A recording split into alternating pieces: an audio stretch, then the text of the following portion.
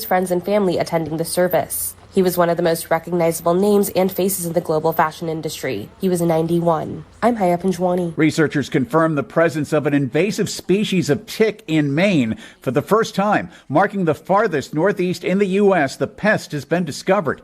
I'm Ed Donahue, AP News. This is 8:20 a.m. WCPT Willow Springs and streaming worldwide at WCPT820.com. We are Chicago's progressive talk, where facts matter. Now, your WCPT 820 weather update. From the Weatherology Weather Center, I'm meteorologist Michael Caro. Look for a good deal of sunshine for this afternoon with highs in the mid-70s. Then for tonight, mostly clear, a low of 52. Tuesday, sunny to partly cloudy with highs closer to the upper 70s, and taking a swing at some lower 80s for highs on Wednesday with a blend of clouds and sun. Thursday, still looking to stay dry, a high of 82 degrees. And that's your latest Chicago weather update. Currently, it's 72. This is WCPT 820. Listen in Chicago on 820 a.m. or stream us live on WCPT820.com, the TuneIn radio app, or tell Alexa or Google to play WCPT. Chicago's progressive talk, WCPT 820, where facts matter. Joan Esposito, live, local, and progressive on WCPT 820. Hi, everyone. I'm Mary Morten, sitting in for the vacationing Joan Esposito. So today it won't be what you're used to in terms of live, local, and progressive, but we're going to have a great time. I have some wonderful guests coming up, and I'm so excited to be back at WCPT 8:20 a.m. where I had, for a short while, I had a program about a year ago on Sundays. But we've got a great show for you today, and I'm working here with Paul. So my guests coming up include Jhmira Alexander, who's president of Public Narrative. We'll be talking with Carol Sharp, president and CEO of the Night Ministry. We'll talk with Ann Bausum, author of White Lies: How the South Lost the Civil War and Rewrote History. We'll also talk with Tracy Baim, who is the co-founder and owner of Windy City Times and now the executive director of Press Forward. And we'll hear all about what's happening with Press Forward. And we'll finish up with writer and strategist Susy Schultz and Alden Loury, who works for WBEZ as the data projects editor, and he's also a columnist for the Sun-Times. So we've got a full show for you today. I'm excited to be here, and I'm excited to start talking with my first guest, Jhmira Alexander. Welcome. How are you? I'm well, Mary. How are you? I am doing quite well, and I'm so excited that you could join me. We haven't had a chance to check in a while, and this is how we're going to do it.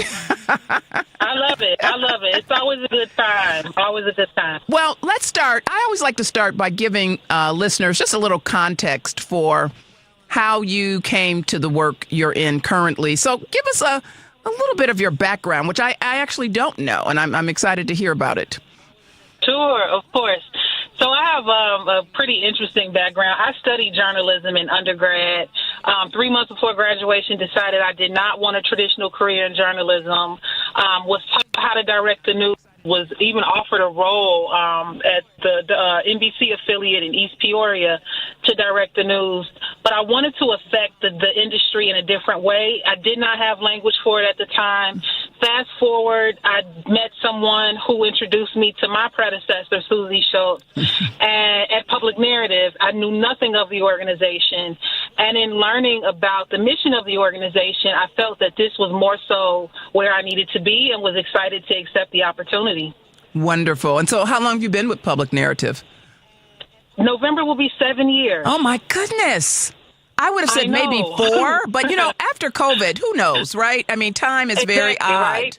Oh, my goodness. Absolutely. I can't believe it's been 7 years. Well, the organization's been through many changes. I mean, there was a name change and there's been staffing changes. So tell us a little bit about the changes before we start to talk about what's happening right now, because I understand that there are lots of exciting updates to share.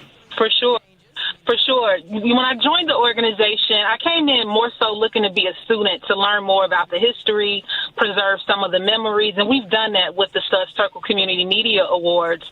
In 2020, we launched our narrative change model that then opened the door for making our mission real and actualizing it through 3 different focus areas of public safety, health, and education. And as a result of that, we were able to leverage the legacy of the organization in these program areas.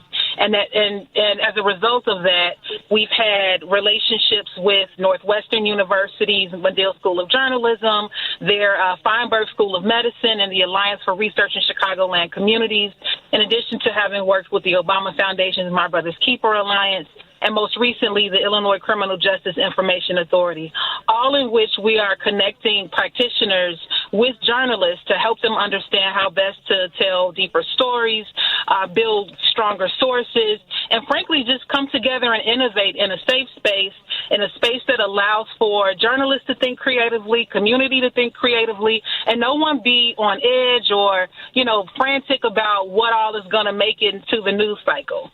So let's go back for a moment and just tell us broadly what the mission of Public Narrative is, because I think that'll fit in nicely with what you've just explained in terms of some of the kinds of work you're doing.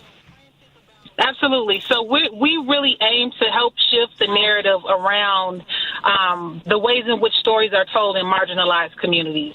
And we do that from news production, story curation, program production, and we do so in support of organizations and newsrooms that are a part of the Chicago Independent Media Alliance. And a lot of this work, Public Narrative has been responsible, formerly Community Media Workshop, has been responsible for delivering communications training to various groups and organizations. And we've just really been able to lean into the core of that mission, even as times continue to change. So tell me again the name previously, because that's when I was using that incredible directory that was put out every year. Yes, Community Media Workshop. Yes, Community Media Workshop. Oh, my goodness. Now, are you doing anything that is similar in a digital form, or where would you? Oh, no, absolutely. Okay. Tell me about that, because I'm not aware of that. So the guide you're speaking of is getting into print. Right, We have that's right. digitized that, and you can access it at chicagomediaguide.org. The media guide, of course, connects folks to journalists in their newsrooms all across the city, and it's a tool that many organizations still use. Wonderful. It was incredibly valuable, and it's something that I often talk to new leaders about, folks who are in communications who just don't know where to get some of that information. I mean, it's just really invaluable. So I'm happy to know that it's now been put in digital form. When you think about the last, several years or so, what do you know now? What that you wish maybe you had known earlier when you think about your role in this organization? Oh, that's so good. There are so many directions I could go with my response, but I'll just say, and this is where I find myself applying what I've learned even during the COVID years. What I find myself applying now is just really and truly leaning into community and accepting community in whatever form it comes in. I did not know frankly speaking, who my true allies were in those earlier years, and it took some work to really identify who those were. We did not have the luxury of a lot of in-person gatherings for me to find that out and learn that. Right. But now that we are, exploring what our organizations look like even amidst all these challenges, it's really opened me up to this idea that, redundancy is okay. It shouldn't be frowned upon. It shouldn't be looked at as though more than one organization of its kind can or cannot exist. And that's something that starting out and learning about public narrative and welcoming the idea that it really ushered Chicago into its digital journalism space and civic journalism era. This being a narrative for an organization that has helped to celebrate many of the industry's most prolific journalists and writers, and also being a space where folks could think creatively and outside of the box around the thread they wanted to dive into. And so we've been, backbone support for various projects and such, and just being able to lean into that even the more I would have loved to have known that this organization would have so many ebbs and flows and so many opportunities to really learn in case study form, if you will. You know, what our challenges might be, how we might overcome those challenges. I did not anticipate having to live through so many shifts, be it as an organization or even within the industry. I did not anticipate having to lead through so many shifts and so quickly. But on this side of it, I can say it, and I say on this side of it because I've learned to really adapt in such a way that I look back at the challenges we once faced, and I also look at how we overcame those, and I find my strength. I find that, you know, I'm confident that I'm the leader for this organization at this time. You know, these are things that I did not necessarily know I would have to dig and find within myself early on, but I encourage other leaders to recognize and know that even though changes are happening all around us, we can truly look to our experiences and see that we are the ones who hold the expertise to weigh in on various issues, various challenges, tapping into our networks. And so I'm very thankful for the Turkle community, the community media workshop community, the public narrative community, all one and the same, but in their own respective lights. I appreciate how each have really helped to undergird the organization. Well, I appreciate that, and I guess I want to ask for a little clarity around redundancy. When you say that there is room for redundancy, what do you mean by that? Yeah, I mean there are projects, there are organizations, there are missions that mimic each other, that are alike in many ways, but the way we go about our work, our approaches can be so incredibly different. And so it's not lost on me that there's enough work out here for all of us. And so, you know, as I think about the conversation and the thread around, you know, who gets the funding, who gets the support, you know, it's important for us to make sure that all of our colleagues, that there's room and space for us all at the table. And so when I say that about redundancy, this is not to say that there is not room for an organization similar to Public Narrative. There's not room for an organization, you know, similar to what Community Media Workshop represented. There are organizations who have gone on to do great work that folks may remember of Public Narrative. And, well, isn't this a lot like? Right. So I get through the years, I've gotten a lot of references to, and I'll just give you an example. Folks have compared us to City Bureau. Okay. And people have compared in not recognizing the distinctions between the two organizations or even the history among the players who were at the table as City Bureau was taking shape. And so just in thinking about, you know, there's a specific way the City Bureau does its work, the same as with Public Narrative. So, you know, when I say that about redundancy, it leans more so towards distinction and thinking about what sets us apart and knowing that there's an audience for that sets us apart. Wonderful. Well, we're going to continue talking with you and want to hear about all the exciting things coming up. So stay tuned. This is Mary Morten, and I am filling in for the vacationing Joan Esposito. And I want to remind you that today, right, on Driving It Home with Patty Vasquez, she is back and will be joined by award-winning Seattle-based filmmaker Brian Tucker and Dr. Kristen Lyerly. Dr. Kristen Lyerly is a Wisconsin OBGYN and also a 2024 candidate for Congress and host of the Kristen Lyerly Show on Civic Media. So Driving It Home with Patty Vasquez, weekdays from 5 to 7 p.m. Central on WCPT 820 a.m., the Heartland Signal website, TuneIn, YouTube, and Facebook. Stay right here. We're back in a moment. The Rick Smith Show. These are the people that we've handed the keys to the kingdom. These are the people that we've said, go ahead. Run the country. So are we surprised when we said that they're going to run it into the ground? No, you could go, Rick, you know, you've been saying this is all planned, and I think it is. I think the chaos is plotted. I think they know as long as there's chaos, we can then do the real goal, which is breaking the federal government and stealing from we the taxpayers. The Rick Smith Show, weeknights at 7 on WCPT 820. Fall is here and colder nights are on the way. Is your home ready to stay warm and energy efficient? Green Attic is Chicagoland's trusted expert in attic insulation, spray foam, crawl space encapsulation, and mold remediation, solutions that seal in comfort and cut down on high heating bills. If your upstairs feels drafty or your heating system is constantly running, your attic may be to blame. Their team helps balance temperatures and reduce energy waste from the top down. They also offer full-service roofing through Green Attic Roofing, covering asphalt shingles, flat roofs, premium roofing solutions, and solar panels. Every project comes with a 10-year labor warranty and instant online estimates to help homeowners replace aging roofs before winter sets in. With over 15 years of experience and over 1,000 five-star reviews, Green Attic delivers real comfort season after season. Visit greenattic.com for a free installation consultation or go to greenatticroofing.com for an instant roofing estimate today. Because facts matter. You're listening to WCPT 820. Joan Esposito, live, local, and progressive on WCPT 820. And we are back. And yes, live, local, and progressive with Joan Esposito. Not today, but tomorrow. Joan is actually back tomorrow. I'm Mary Morten, and I'm in for the vacationing Joan Esposito, and excited to have just a full roster of guests to talk with me today. And right now, we're talking with Jhmira Alexander, who's the president of Public Narrative.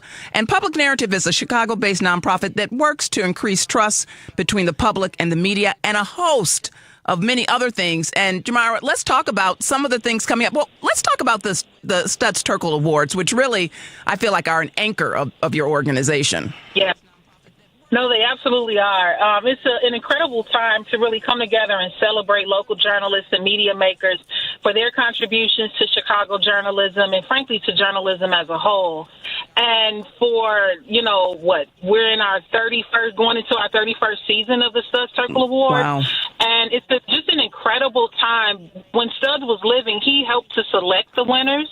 And now the winners are selected by a host of past Terkel winners. So nice. It's always a great time. Cheryl Corley of NPR is our MC, and she does a great job leading us through our evening. And it's just a wonderful time to celebrate Chicago journalism. And when is that coming up?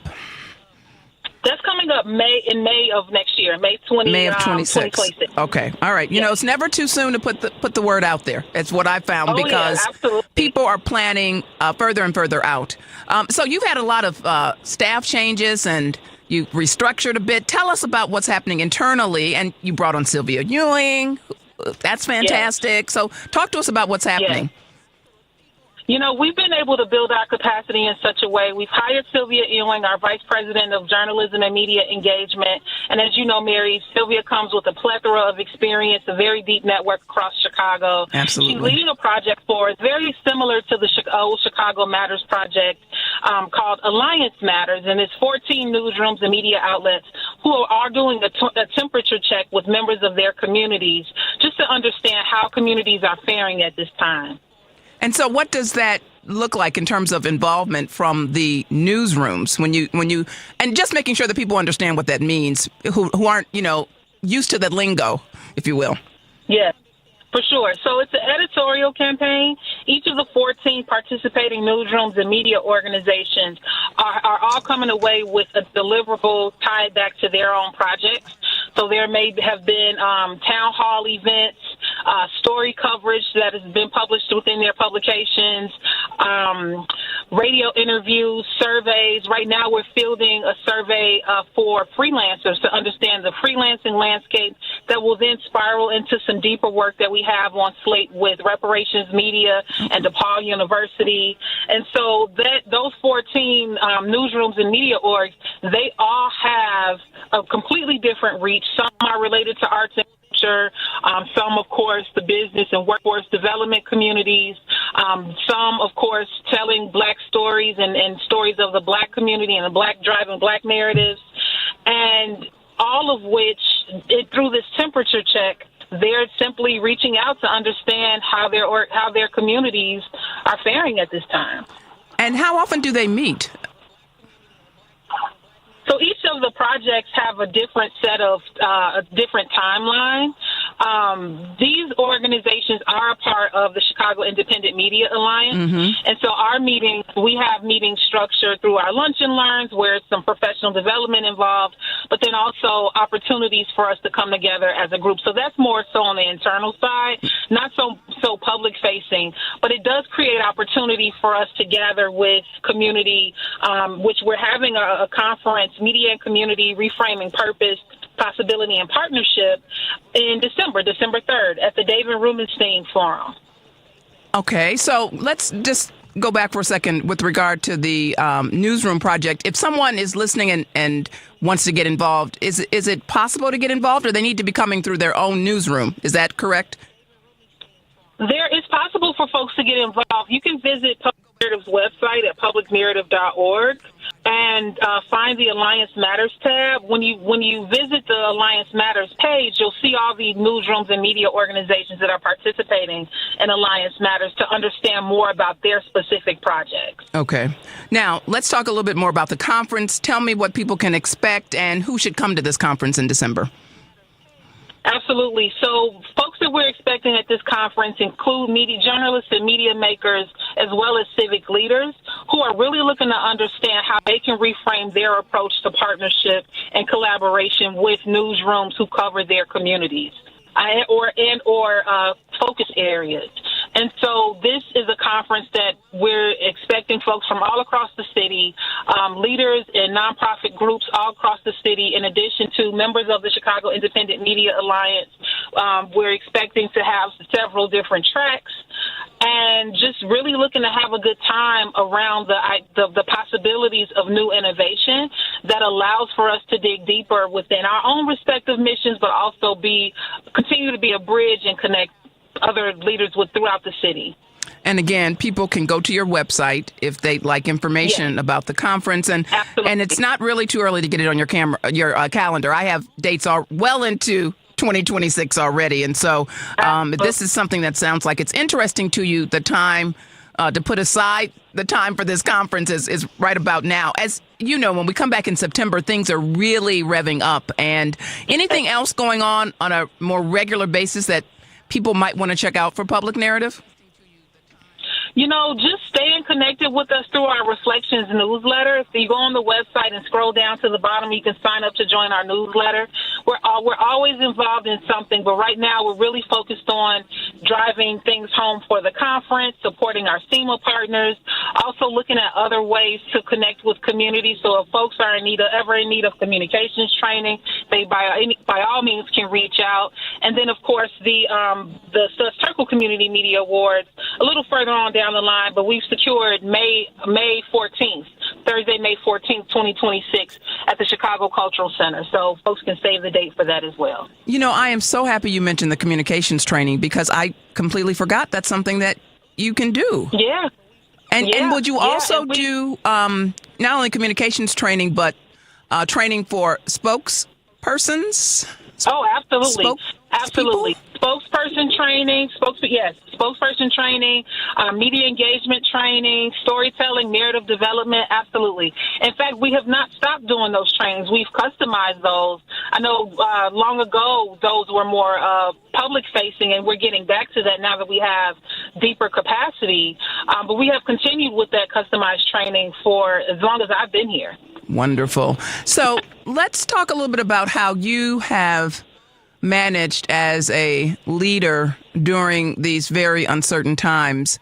What are you holding on to, particularly as we see, and this is something I'm going to be talking to Carol Sharp about actually in just a few moments, but just about how Black women in general have been treated. It's recent, but it's not recent in many ways, but we've seen a concentrated interest in it in ways. What have you been doing to take care of yourself and to make sure that you are where you need to be as a leader of an organization that is critical right now? Mary, I appreciate that question very much. Thank you.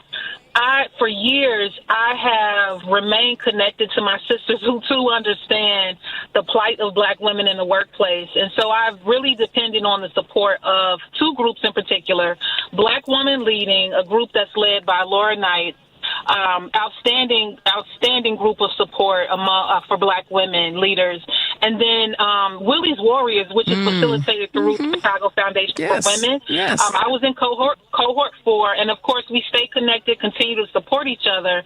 But I'll have to tell you, I have had a lot of as many challenges as I've had in leading this organization. I have had just as much support, if not more. You know, long before she joined as our vice president of journalism, Sylvia was a friend, mentor, and colleague, thought leader who I could depend on, in addition to members of my board who have been very supportive.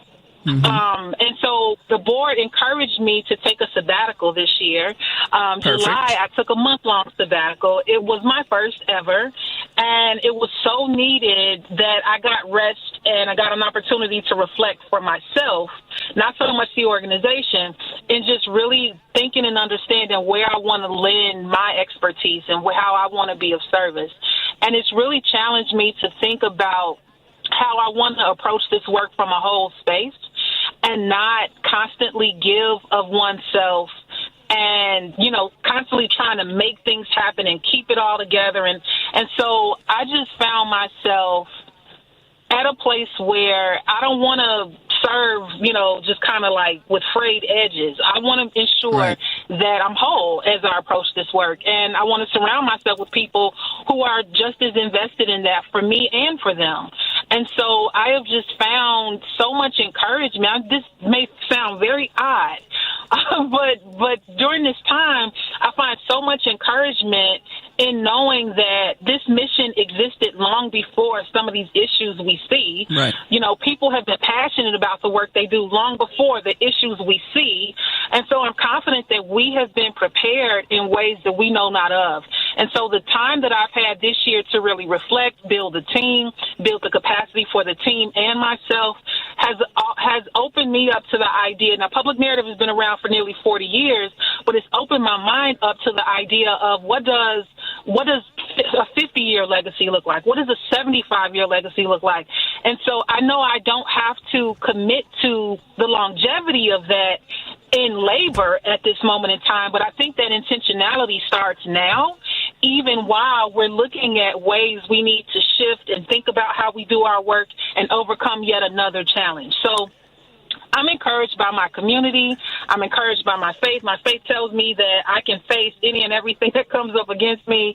And so I just continue to double down on ways to leverage public narrative's legacy in whatever ways people remember us, be it community media workshops, getting into print, whatever the case, you know, just helping folks understand that we remain an organization that is relevant for whatever moment in time we're in. And I've seen that coming through the COVID years, and I'm seeing that even now. Jhmira, it has been so wonderful to catch up with you, and I'm sorry we didn't have a chance to do it in person, but this has been wonderful. I'm so excited about everything that is happening at Public Narrative, and you've got an incredible team there, and we are just looking for you all to continue to be so successful. So thank you for joining me today, and we will be in touch. Absolutely. My pleasure, Mary. Thank you. And you're listening to WCPT 820 AM. We're back in a moment. You're listening to WCPT 820. Here's the latest Chicago weather update. From the Weatherology Weather Center, I'm meteorologist Michael Caro. Look for a good deal of sunshine for this afternoon with highs in the mid-70s. Then for tonight, mostly clear, a low of 52.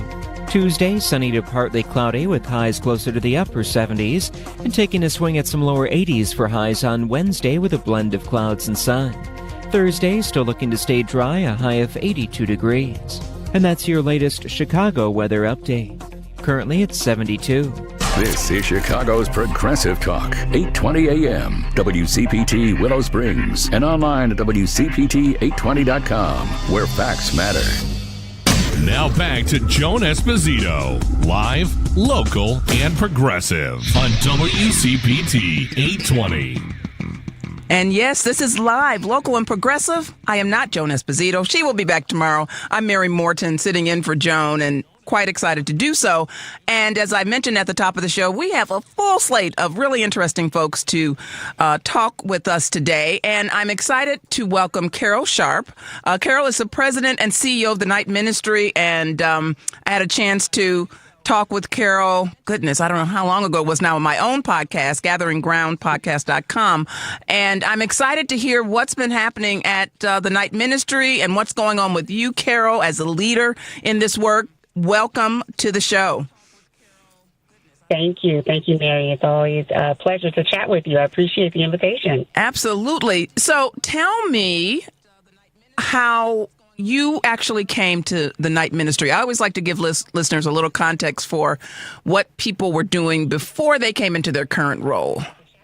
Yeah, so I have been working in the nonprofit space and what most people call servant leadership for more than 20 years now. And most of that work had been in support of young people who were first in their family to go to college. I am first in my family to earn a college degree. I have a non-traditional journey navigating Chicago and the foster care system and reuniting with my biological mother, who's not from this country. And I have a vested interest in ensuring that individuals who feel like their voices are not being heard, or that they don't believe that they have access to certain resources, that I can and lead organizations that provide those resources. And so that's how I came to the Night Ministry after doing work on the college access side for many years, recognizing that in order for a young person to thrive in the classroom, they need a stable living environment. And from there, learned just so much about the great work that organizations like ours are doing across Chicago to serve those who are unhoused. So how long have you been with the Night Ministry? I am in my third year, so it's been 2 years. Oh, my goodness. It is going so fast. I mean, because I think when I spoke to you the first time, you had just started. It had only been a few months. So time is absolutely moving forward. Give our listeners an overview of what the Night Ministry does and the mission of the organization. Yeah, so the Night Ministry, our mission is to provide human connection, housing, and health care to individuals who are living unhoused or living in poverty across Chicago. And we do that through two pillars of programs. We have a mobile health clinic that we staff with nurse practitioners, psychiatric nurse practitioners, a host of volunteer physicians and case managers who are delivering services at 5 neighborhoods across Chicago on the south and west sides, as well as at a number of encampments across the city. And then we are delivering those same services at the CTA station. In addition to that, we are providing harm reduction support. So we are at the Red Line Howard Station as well as the Blue Line Forest Park Station every week. And then on the housing side, we have a number of youth programs that include a 24-hour emergency shelter. We have 2-year transitional living programs, both in more of a congregate model as well as scattered site, where we are placing young people in apartments across the city and providing them with life skill development, workforce development, case management support, with the goal of moving them to their own lease between the ages of 18 and 24 years of age. So we are truly setting people up for independence. I think I remember most often, I remember the mobile bus. That is something that I always think about when I think about the Night Ministry. However, you just listed an enormous number of programming and services that I don't think I realized you were really involved with. Tell us a little bit about the encampments and what you do with that programming piece. Yeah, so we are at the encampments providing our neighbors, and you will hear me refer to our clients as neighbors often, because I truly believe that everyone has the capacity to build community. Right. And so, we are providing our neighbors with the resources that they need to first build a profile so that they can be eligible for things like jobs or apartments and things like that. So building their identity profiles, setting them up with access to their IDs, birth certificates, using our office as a mailing address, and working with them to move to a more stable living environment. If that means providing them with coverings in the form of a tent if they didn't have that prior, or getting them signed up for accelerated moving events through the city, or getting them access to our healthcare services and moving them to more stable healthcare services as well. So we are seeing in encampments, individuals setting up community, navigating life because we all know that life happens, That's right? And we're letting them know that there is a system of support that is available, that is led by people who want to see them achieve in whatever way they define that. And when you think about the encampments, where are they? They're all over the city and various areas, and they are being supported in terms of staying? Because I also understand that I thought some of them were being moved, or they weren't going to be able to exist in their current locations. Yeah, there are some that have been moved. There's been some opportunities through the city to move individuals to a temporary living space. We've seen that happen a few times throughout the year, and we see those that are still in existence. When you think about Lower Wacker or near Canal Street on the south side, and ideally, we are working in coordination with the city to ensure that individuals are ready to move to housing through those accelerated moving events. And in instances where they're not, then we're partnering with other organizations to make sure that they are in a safe space until another opportunity becomes available. Well, I think many people assume, and wrongly so, that anyone who was unhoused, if they were presented with the opportunity to move into some kind of housing, transitional or otherwise, they would just jump at that opportunity. And that is not necessarily the case. Can you shed some light and understanding on why that doesn't work for some people? And it may take a while for them to really get used to the idea of moving back into housing. Yeah, there's so many social determinants of homelessness that impact one's ability to remain in a stable housed environment. And while as a society we can take a stab at defining that, it's truly not our place what stability means to someone in the ways that we wouldn't want others to do that for us. And so, yes, opportunities might become available, and it does require a system of support in order for someone to understand what it means to maintain that type of living environment. When you think about it mentally, physically, emotionally, financially, and we don't want to set our neighbors up for failure. We want to set them up for success. And so if they believe that they are not ready, or if we've come to an agreement that there's a better opportunity for them to be ready for this space, particularly as we think about our young people, right? So 18 to 24, we know that's a pretty critical growth and development age, and moving into your own space at that time for anyone can be a real learning experience. Like, we are ensuring that whether or not it's a young person who is navigating that particular stage of life, or perhaps it's someone who didn't intend to stay in Chicago long. Maybe they're passing through.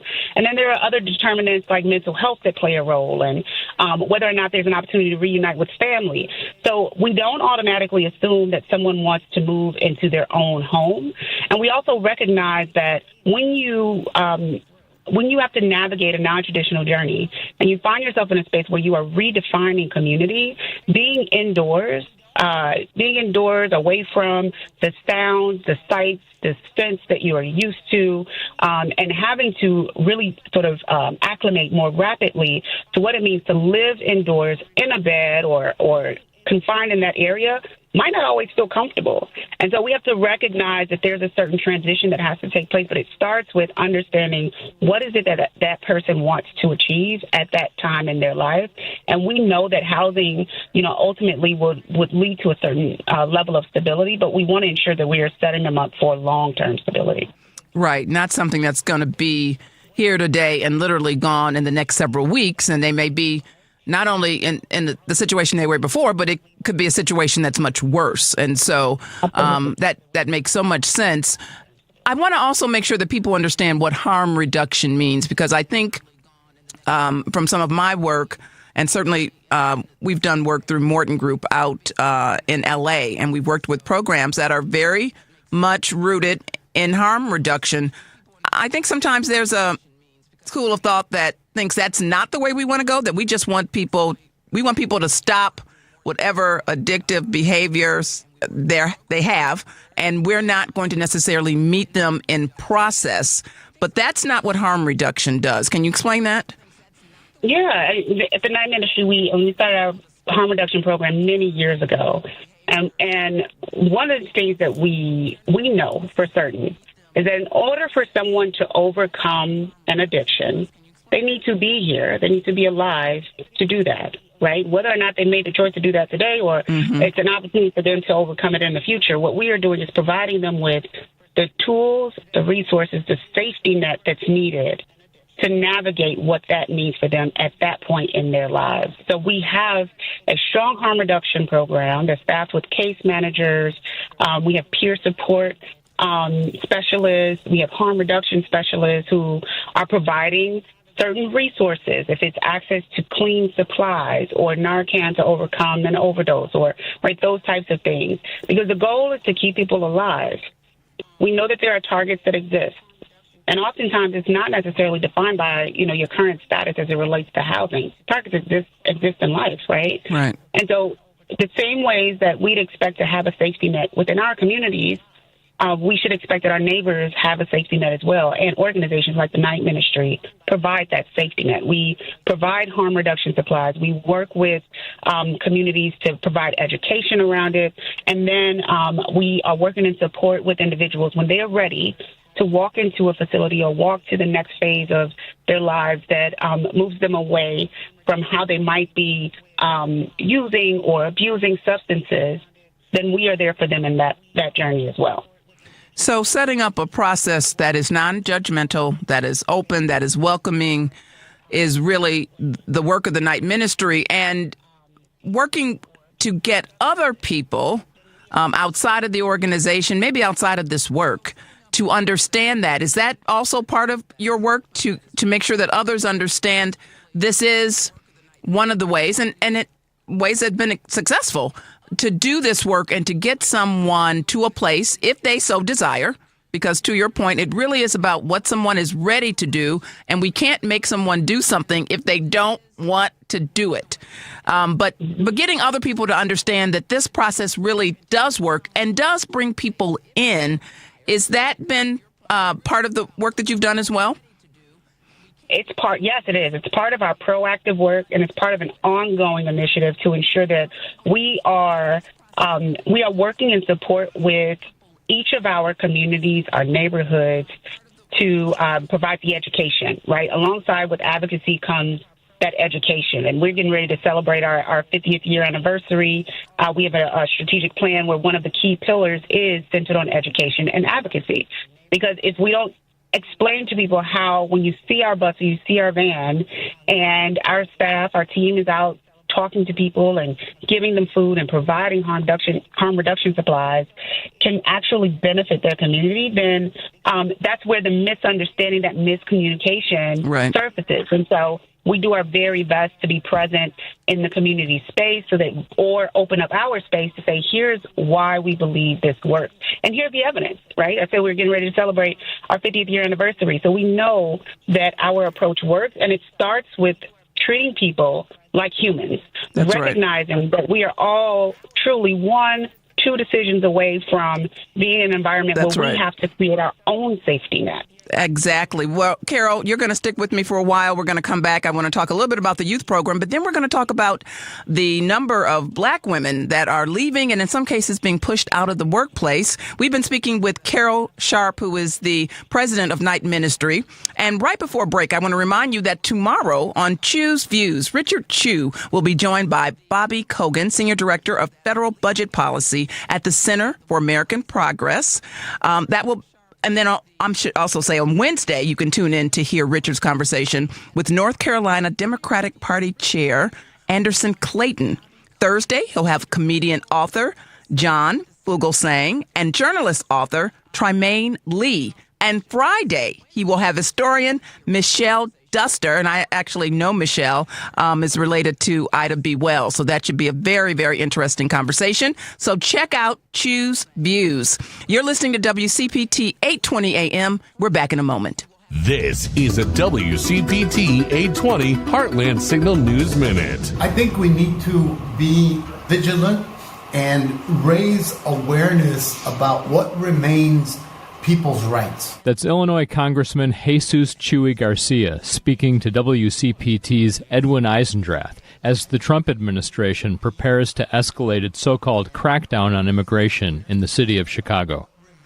Garcia was referring to constitutional protections against being profiled, against being anonymously interrogated by masked agents. And that's why we're pushing legislation in Washington to make federal agents identify themselves, just as Chicago police officers and suburban police officers are required to do so. For WCPT 820 and Heartland Signal, I'm Andy Miles.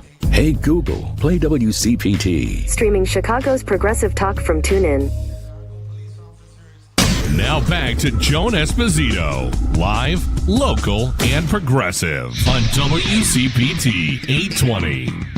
And welcome back. I'm Mary Morten in for Joan Esposito, who will be back tomorrow. And let me just say that tomorrow on Live,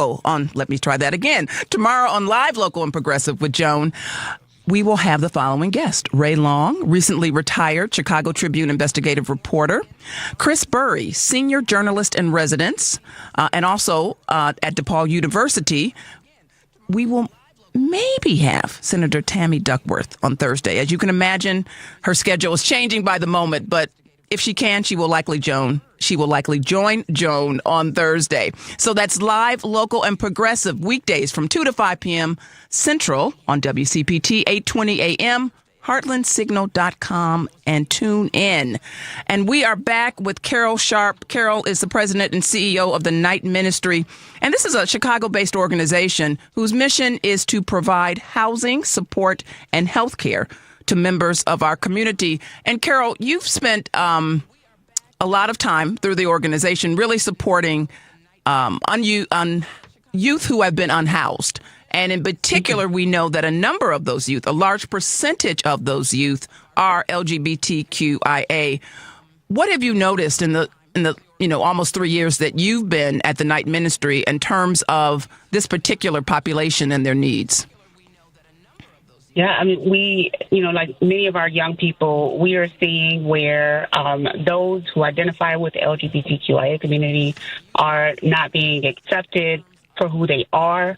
We're finding that our support can be of service to them short-term and long-term. We create the space for any opportunities for them to reunite with family and with loved ones and be a support to have conversations about the space to just stand in who they are. And we provide case management services. You might know that our overnight shelter, the Crib, is first in the city of Chicago. And so we continue to create an inclusive space for our young people so that when they come to our facilities, they feel like they belong. And are you able to continue with this kind of work, even with all of the federal cuts and just the budgets that are being literally pulled out from under many of the organizations that do this kind of work? Yeah, we are still standing tall and standing strong. And we have a number of supporters who believe in our mission, who know what we're capable of. We have committed staff. So we've been able to continue delivering our services. I will say we are seeing an increase. So around this, last year, every year we publish what's called a year in review. And we saw this year that we're on track to serve nearly 200 more young people than we served previously. And last year we saw an increase with the number of individuals we saw out in communities and the level of health care services that we need to provide. So we only anticipate that need growing. And that's part of the reason why we move forward with developing our strategic plan and making sure that we understand sort of the future trajectory of where we're headed, even in the midst of a level of chaos that our sector is navigating. Well, I am happy to hear that because, as you said, the need is only greater. And I think that's just going to increase over time. So I'm happy to know that you can continue to do that work and that you're committed to it. I wanted to turn the corner a bit and talk a little bit about what you've seen in the workplace outside of Night Ministry, but just with colleagues and friends as Black women have left and in some cases been pushed out of the workplace to a very large degree. And I think in ways that people may not realize. I think we often are carrying the load, if you will, for not just our communities, but also in some cases for the country. Certainly in the last several elections, that's been the case for sure. We generally are heads of households and we're doing it all, right? And so what have you seen in terms of friends and colleagues in terms of how they are navigating the current environment in the workplace? Yeah, I have observed friends and colleagues essentially saying, it is okay for me to rest. And that has been a resounding message, right? You think about when you worked, particularly as a woman, as a Black woman, to build or shift the trajectory of what might be generations of poverty, or just generally trying to work against a system that hasn't been designed for your success. We've all, heard about the history of navigating microaggressions, code switching, and I can't tell you how many times I've been told that I need to smile more. Oh my goodness, so, yes, absolutely. Yeah, so I think what I'm seeing is the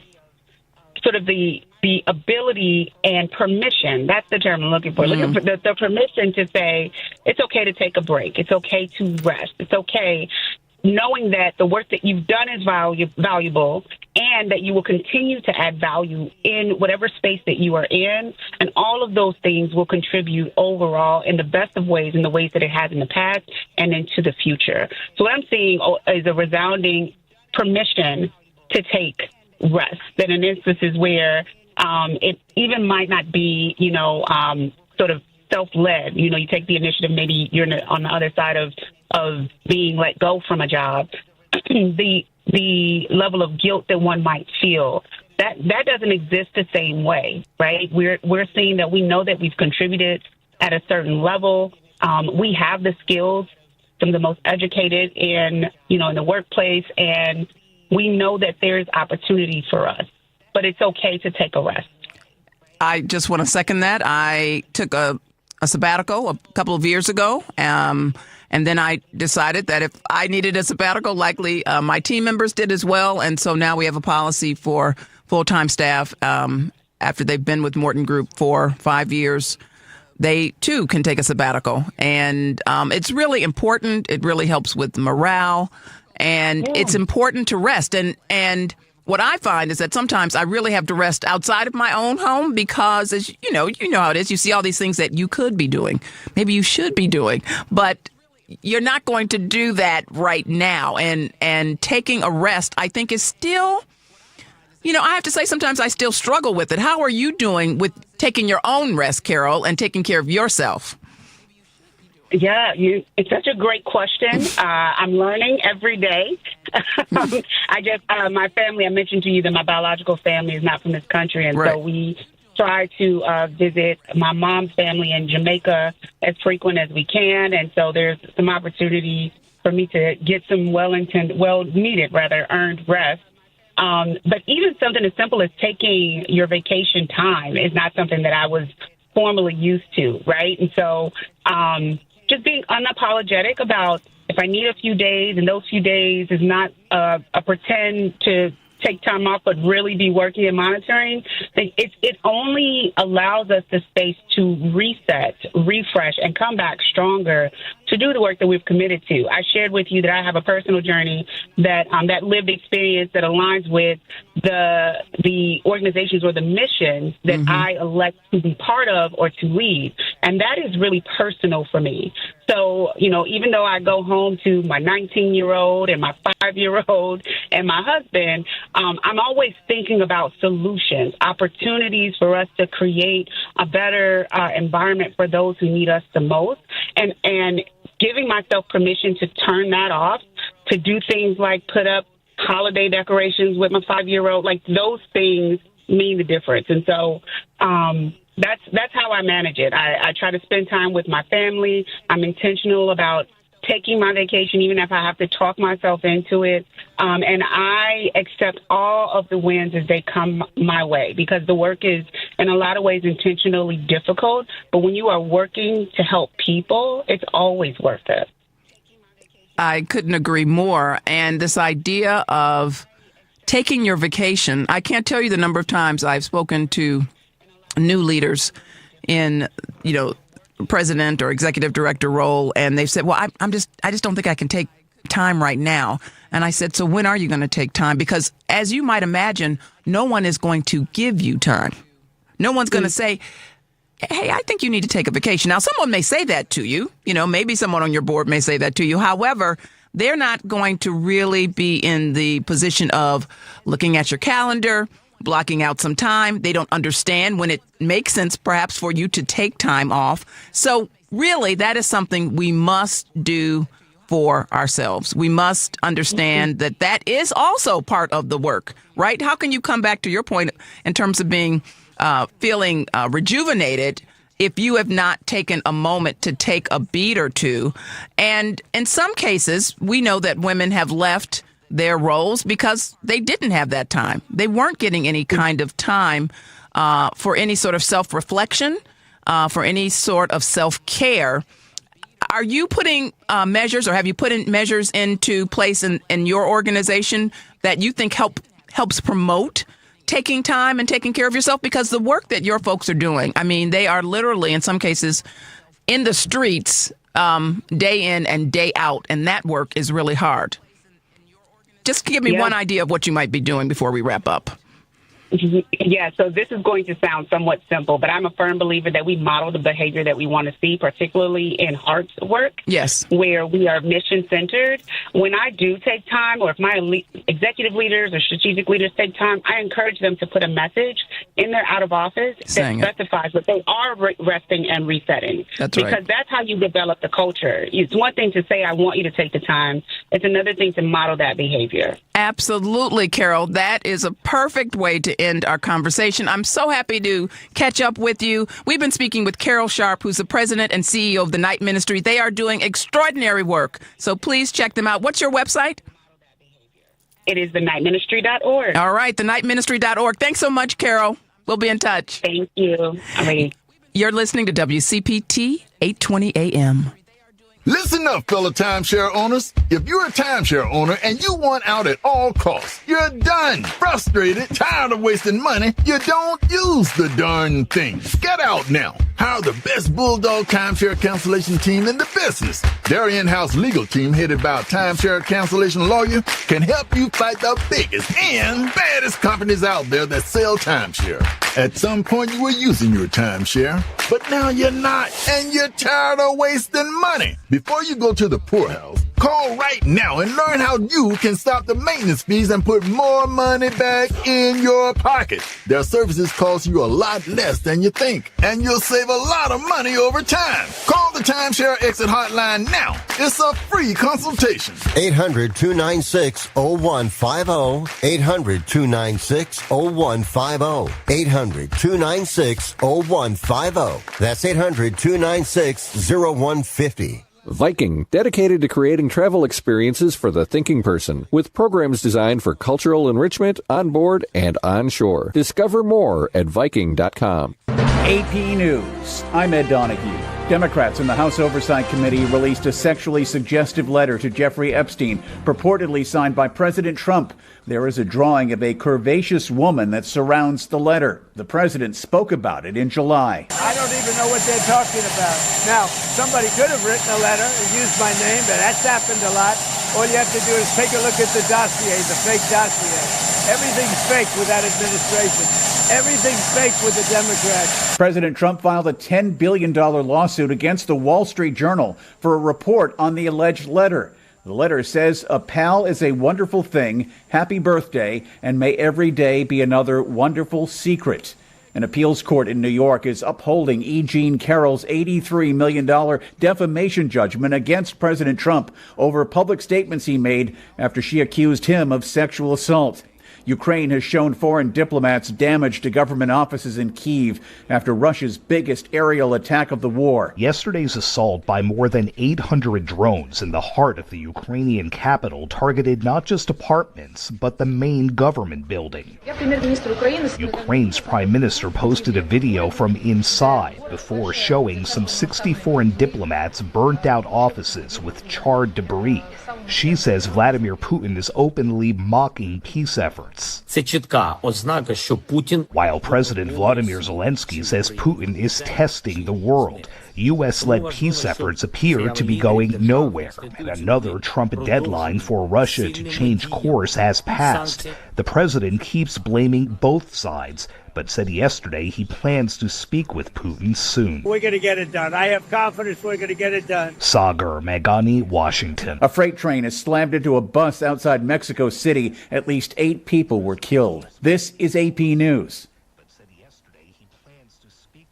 Police say the sister of Minnesota Timberwolves player Naz Reid was shot and killed in New Jersey by her boyfriend. 29-year-old Shaquille Green has been charged with murder. Ocean County prosecutors say Jackson police went to the Paragon apartment complex around 11 a.m. Saturday after receiving reports of shots fired. They soon found 28-year-old Tariah Reid unresponsive. Officers also saw Green running by a nearby road. He was soon taken into custody without incident. I'm Gethin Coolbaugh. One more game on Week 1 in the NFL. The Chicago Bears host J.J. McCarthy and the Minnesota Vikings in a matchup that could show just how ready Chicago is for primetime. The team landed the top prize on the coaching market when they hired Ben Johnson, counting on him to get the most out of prized quarterback Caleb Williams.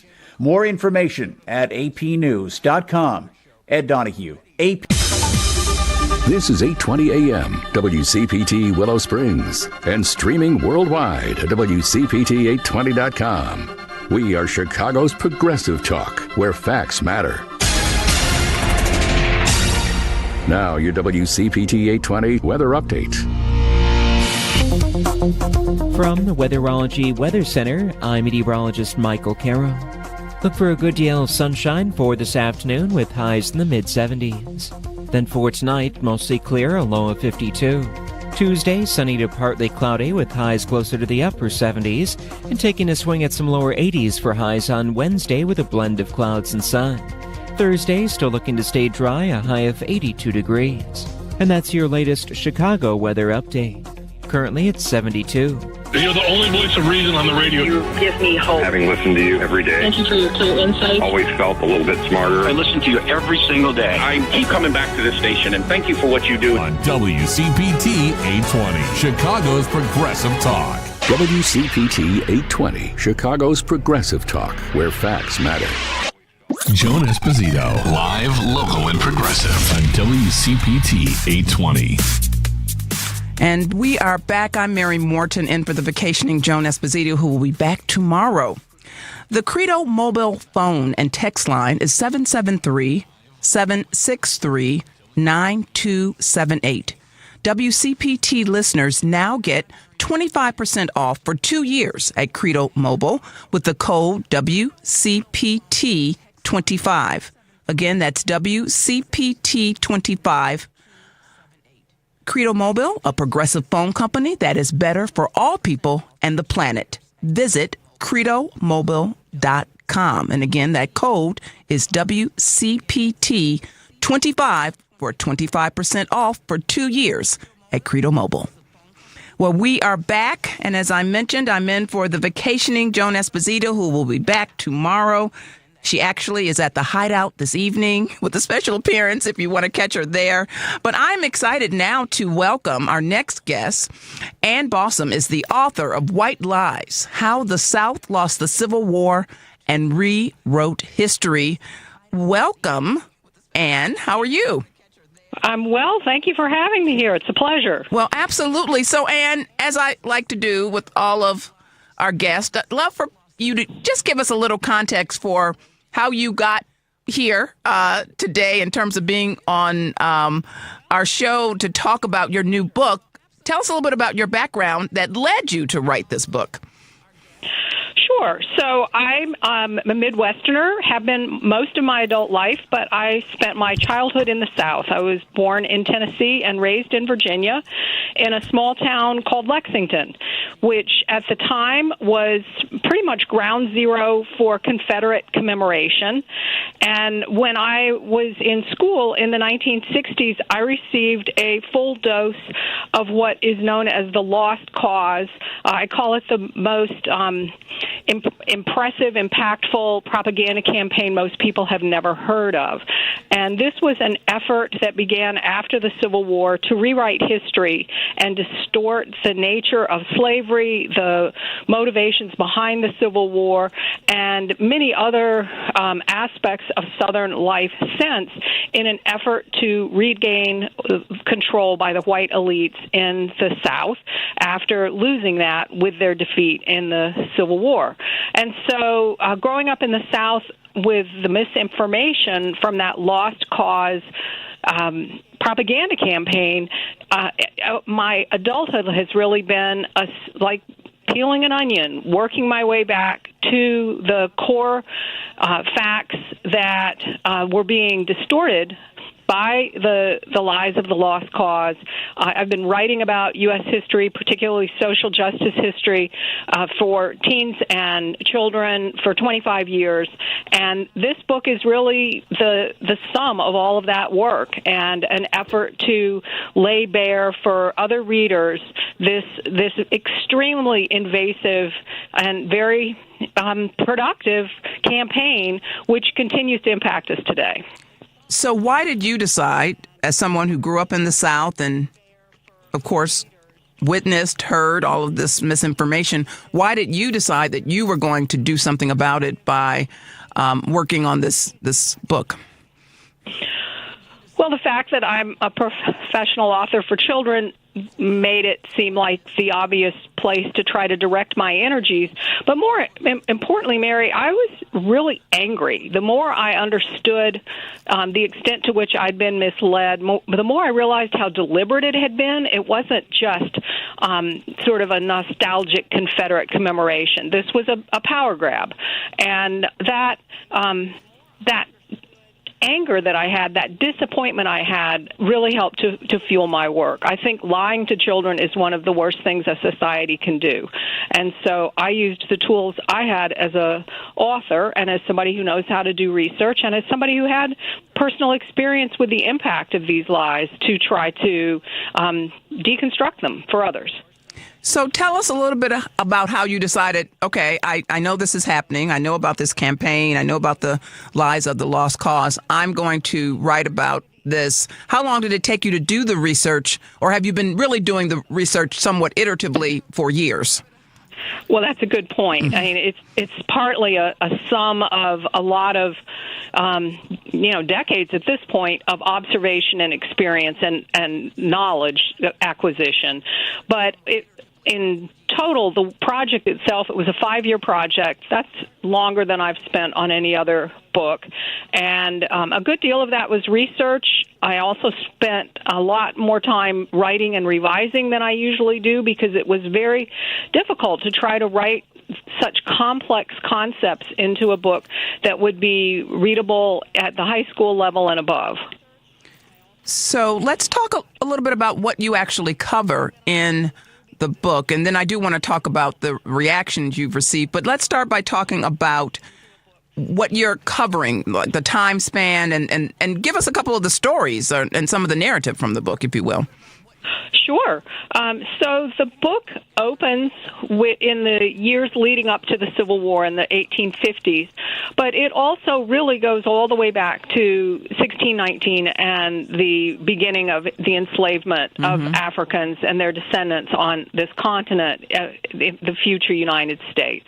And so what I've tried to do is find human beings to bring that history alive, whether it's someone who was brought down to that town where I grew up, Lexington, to be the president of a little men's college, Washington College, who came down as an anti-slavery person. His name was Junkin, President Junkin, and he was anti-slavery when he got there, but after he'd been in Lexington a few years, if you can't beat him, join him. And he had himself become an enslaver.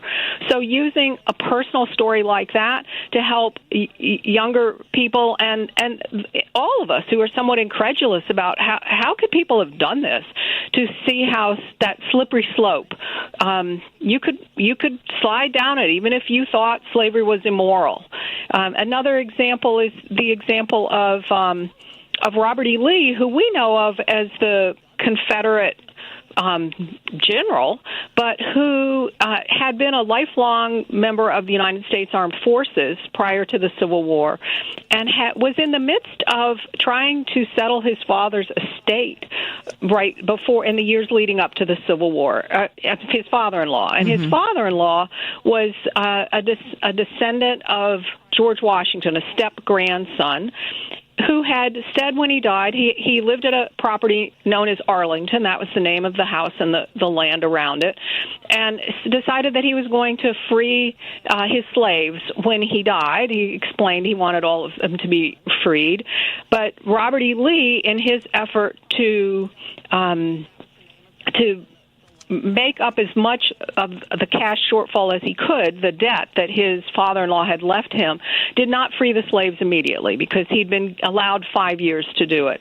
And so the book tells the story about one of the enslaved people who, after several years of being hired out, which was this practice that would allow an enslaver to basically rent out a person, and they would go to a different place. They would not get paid for their wages. They would be required to work for this person who had hired them through their enslaver, and then the enslaver would receive their wages, basically. So Wesley Norris decided he'd had enough of this, made a break for it, and this story has gained more traction in recent years of how Lee doggedly had this man and two others who escaped with him, who were seeking freedom, tracked them down, and their very harsh punishment they received, which helps to put the truth to the lie that was created in the years after the Civil War of Robert E. Lee as a gentleman, as someone who was always kind and compassionate in the face of his work as an enslaver or in other ways. And yet, if you start to dig into the facts, you can see that this was a construct. It was a helpful construct, but it's not accurate. So just with these examples, it seems as though, just from hearing you talk about it, that unraveling the story could take quite a bit of time, and I can see why this took at least 5 years, honestly. I mean, if not longer, because there's so many details that one just might, the initial story may have been that the person you mentioned who actually became an enslaver, right? That's not how he started, but to find that piece of the story, you've really got to stay with him for a while. You do, and keep going deeper and learn the background, for example, of the person who helped to popularize the Uncle Remus stories, yes, and how those got appropriated, basically, by turning them into these cute little trickster tales, and over time they lost their power, the power that they had held within the enslaved community and the broader community of Africans and African Americans in this country, until they become perverted as a Walt Disney movie, Song of the South, and these Disney-style storybooks, which I had when I was a kid, and many people may have grown up too, that seemed so innocent, and yet there's really this underlying mythology that's being created of happy people who were enslaved and kind masters. Yes. It's ridiculous, is right. And so tracing back, I did not understand the connections between all of these until I started digging. All right. Well, we're going to continue. This is fascinating. We're speaking with Ann Bausum, the author of White Lies, How the South Lost the Civil War and Rewrote History. We're going to be back with Ann in just a moment. But before we go, I want to let you know that right now, this month, we continue to have some tickets available for you. Northlight Theater presents The First Lady of Television at Skokie's North Shore Center for the performing arts. The play tells the story of Gertrude Berg, creator and star of America's first family sitcom, The Goldbergs. It opened last week, and it plays through October 5th. Tickets are available at northshorecenter.org. But right now, I've got a pair of tickets to give away to the September 13th performance on Saturday. So you'll have a chance to see the play. And also, Joan Esposito will be there for a pre-show meet and greet. If you're the second caller, it's 773-763-9278. The tickets are yours. Again, 773-763-9278. Contests running on WCPT 820 are open to listeners 18 or older and residents of the greater Chicagoland, Northwest Indiana area. 1 entry per person, 1 winner per household. And it's void where prohibited by law. Listeners may only win or qualify to win once every 30 days. Complete rules are available on our website at WCPT820.com by clicking the contest tab. We're back in a moment.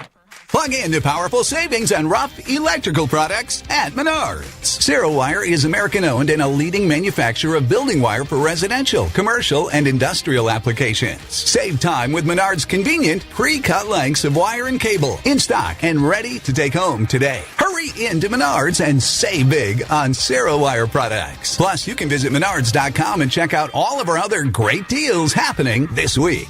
Save big money at Menards. This is WCPT 820, where facts matter. Joan Esposito, live, local, and progressive on WCPT 820. And I'm Mary Morten, in for Joan Esposito, who will be back with us tomorrow.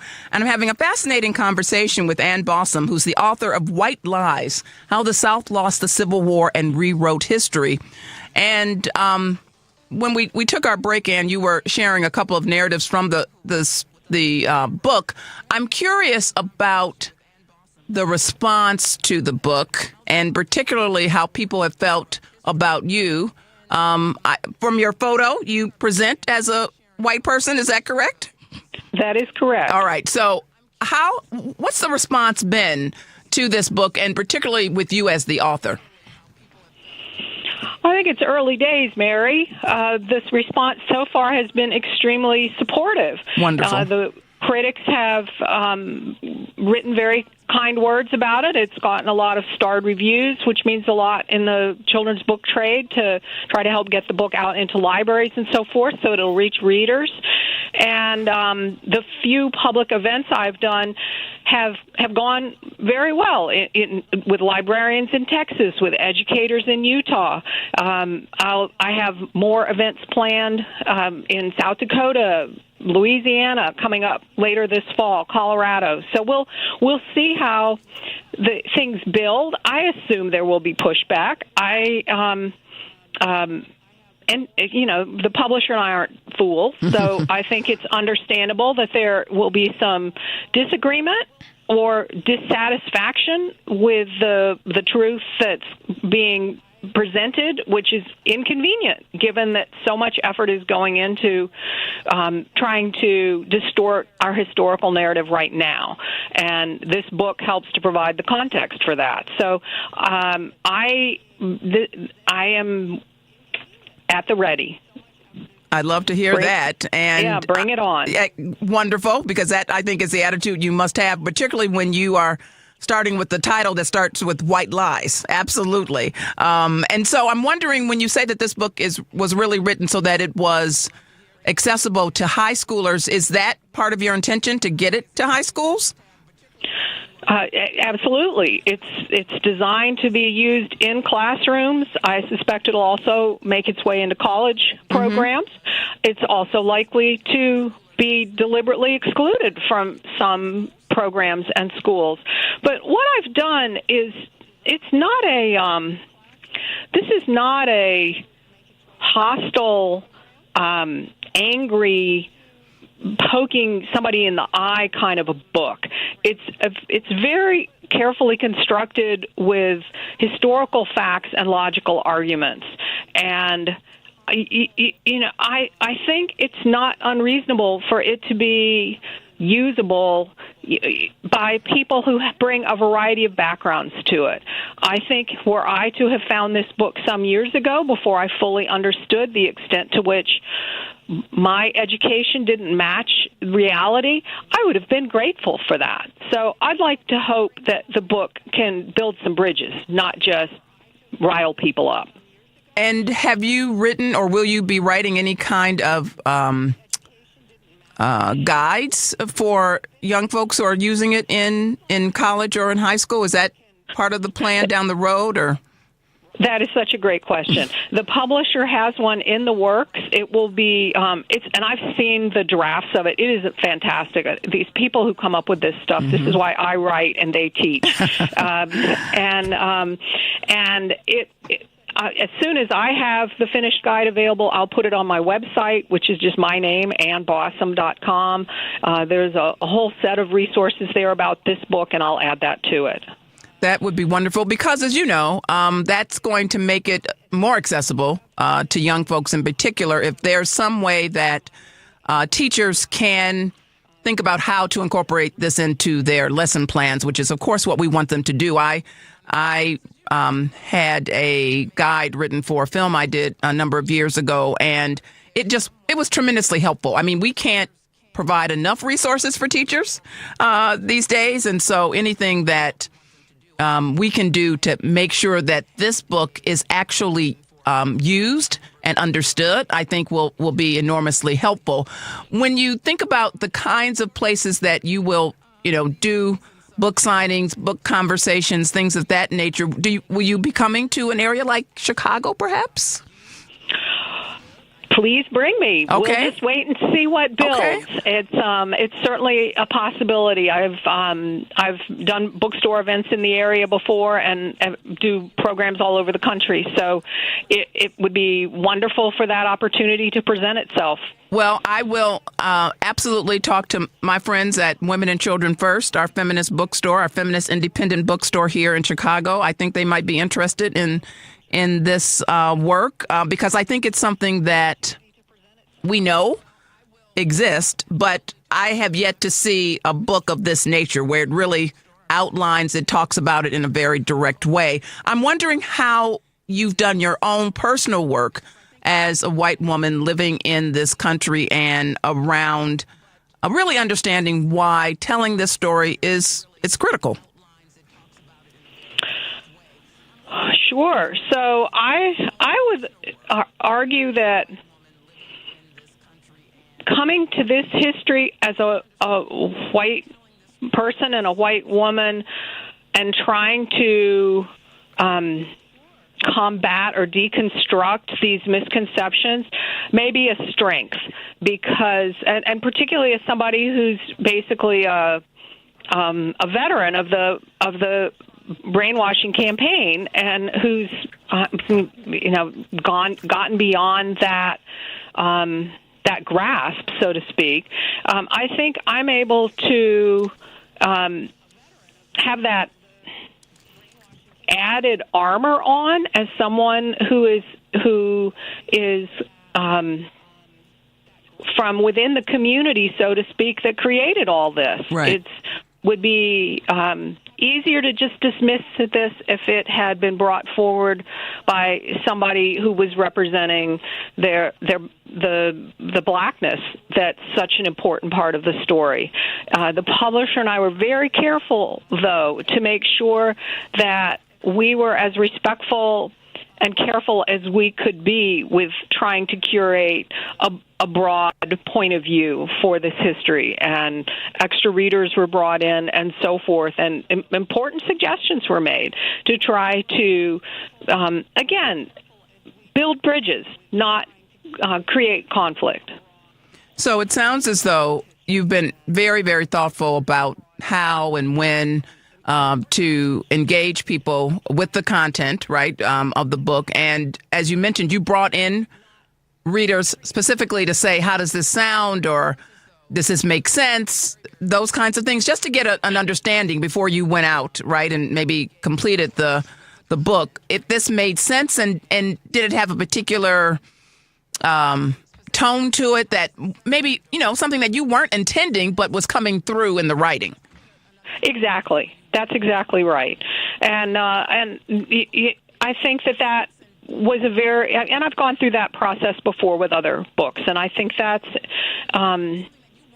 constructive. That makes the book stronger. It makes me smarter, and it helps to make the arguments that much more genuine. I did a film a number of years ago called Woke Up Black, and it was about 5 African American youth, and I can't tell you the number of times that I had to really insist upon having a youth on the panel of adults to talk about the film. It was as though, people wanted to just have folks in their 40s and 50s and 60s talk about this film about 5 black youth. And so I'm just wondering if that is something that you are also experiencing in terms of putting together panels, or people are suggesting they want to have a panel, talk about the book. Are you seeing that people understand that having folks, from a variety of backgrounds talk about this information is going to be incredibly helpful, as opposed to only speaking to black people, for instance? Exactly. No, I think you make a good point. I'm really eager to get into the classroom, and I haven't begun to do that yet because schools have just been getting going. Right. But I'll be participating in the South Dakota Book Festival later this month and doing classroom visits there. I hope to get into, in fact, I am getting into some classrooms in Louisiana when I'm there, and I'm really looking forward to engaging with, the people I thought I was writing the book for. I hope I'm able to make a difference with the book. One of the things I did was try to create multiple pathways of entry into studying this material. And this was one of the things that took so long to figure out how do you make this approachable. Right. And so the book has what are called sidebars. Yes, I saw that. Mm-hmm. I pulled out these 20 lies. It's not like this is the final, the only list, but these are 20 that mattered to me and that I thought would matter to my readers, and wrote essays about each one of them. And even if a young person picks this book up and just reads those 20 essays, which is about 25, 30 pages in the book, they will learn so much and be so empowered by that. I also identified 20 works of Confederate commemoration. If you're a visual reader and you want to just read the photo essay about those 20 commemorative works, see which ones are still up, see which ones are still down, see who paid for them to go up, see how much they spent on it. You'll learn a great deal from that. There's a section in the book that just deals with how to counter flawed arguments about why Confederate commemoration should stay up. And so, again, that's something I'm trying to give younger people the tools they need to process this information and then put it into work. Well, I love all of this. I am going to be watching you, following you, and hopefully you will get to Chicago, or I will be in a place where you're doing a book reading. But I am so grateful to know about the book and want to encourage people to read it. White Lies, How the South Lost the Civil War and Rewrote History. Now more than ever, we need people to understand the real history. And we know that it's being literally ripped away from us as we speak. And so the timing for this, Anne, is really so important and so critical. So thank you so much for your work. And thank you for joining us today on WCPT 820 AM. Thank you, Mary. It's been my pleasure. And we will take a short break. We're back in a minute. This is WCPT telling you how you can shop blue. Let's see if we can shop blue and slay by looking at clothing brands that support the Democratic Party. Nike. Now, yes, Nike's co-founder is very Republican. However, the other 83% of the company supports the Democratic Party. $894,000 in 2024. Dior. Now, Dior does not give to politics, but some of their employees do, and 84% of their donations went to Democrats in 2024. Adidas. Adidas also does not give to politics, but a lot of their employees do, as 97% of their employees' donations went to Democrats. Gucci. Gucci also does not donate to politics, but their employees do, and 84% of their employees' donations went to the Democratic Party. Chanel. Janelle also does not give to politics, but guess what? 99% of their employees donated to Democrats in 2024. I would hate to be that guy in the 1%. This has been WCPT telling you how you can shop blue. You're listening to WCPT 820. Here's the latest Chicago weather update. I'm meteorologist Ray Miller from the Weatherology Weather Center. Clear skies tonight with a low temperature of 54 and light southeast winds. Tuesday, lots of sun with a high temperature of 75 degrees. Wednesday, sunny, high temperature of 78. And for Thursday, lots of sun with a high temperature of 78 degrees. Friday, plenty of sun with a high of 81 and a chance of showers Saturday with a high temperature around 86 degrees. That's the latest Chicago weather update. Right now, it's 72. This is Chicago's Progressive Talk, 820 AM, WCPT Willow Springs, and online at WCPT820.com, where facts matter. Now back to Joan Esposito, live, local, and progressive on WCPT 820. And we are back. I'm Mary Morten, in for the vacationing Joan Esposito. And Joan will be back tomorrow. And just to make sure that you can always have access to Joan, even when she's not here, I want to tell you a little bit about her podcast, right? So you can listen to, rate, and share the Joan Esposito full episodes and featured interview podcast. They're both available on Spotify, Apple Podcasts, TuneIn, iHeartRadio, YouTube, and Amazon. The latest additions to Joan's Featured Interviews podcast are award-winning writer and social justice attorney Gloria J. Brown Marshall, legal analyst Barbara McQuaid, and veteran TV newsman Bill Curtis and Ray Suarez.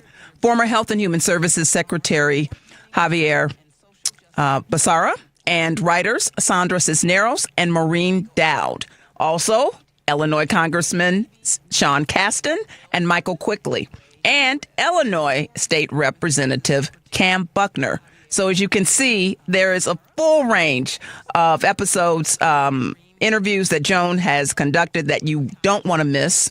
You can search for Joan Esposito or get the links on her show page by visiting heartlandsignal.com and clicking on her picture. So check out the podcast. I'm sure you will not be sorry you did. And we are back with another interview. We're continuing the theme of writing and books and media. And now we're going to welcome my friend Tracy Baim, who does many things. But today we're going to talk about her work as executive director of Press Forward. And also we're going to talk a little bit about her work as the co-founder and owner of Windy City Times. Welcome to WCPT, Tracy.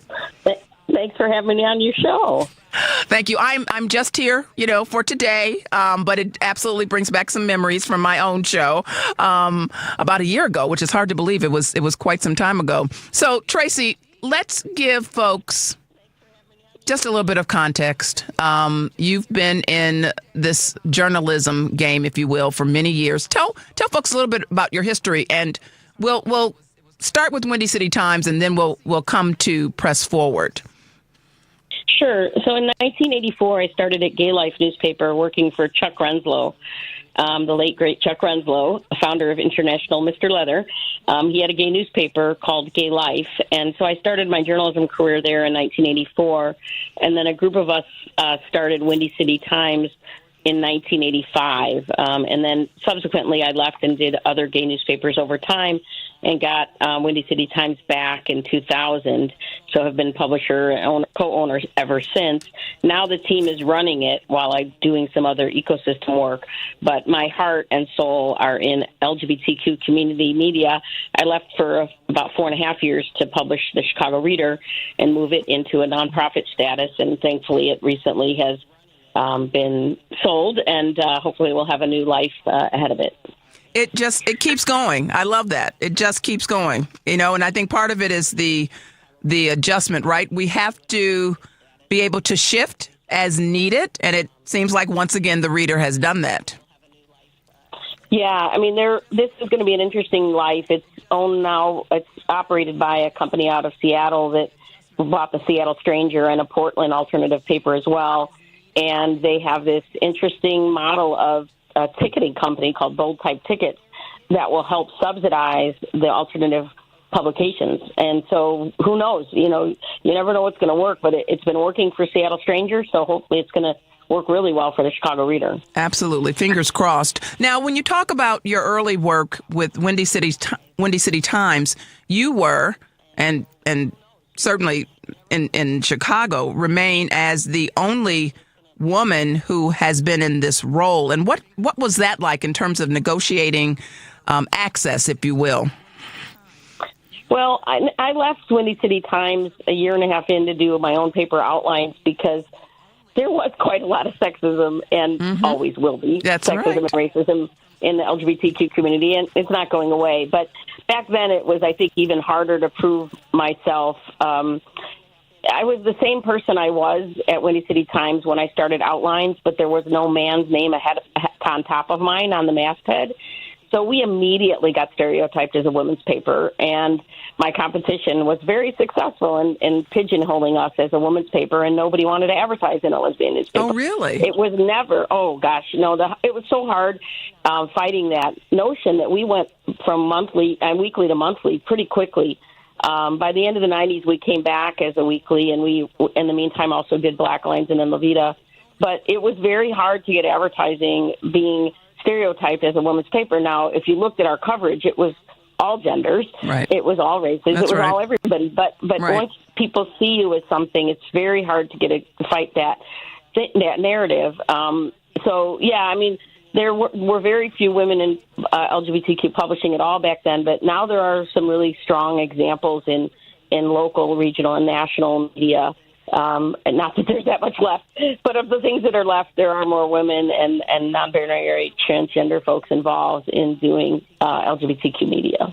So recently, some of the papers that we saw, and I don't know, they would be referred to as zines, but we saw some smaller publications come back to life, if you will. And that I'm thinking about Black Lines and La Vida. And what was behind bringing those back?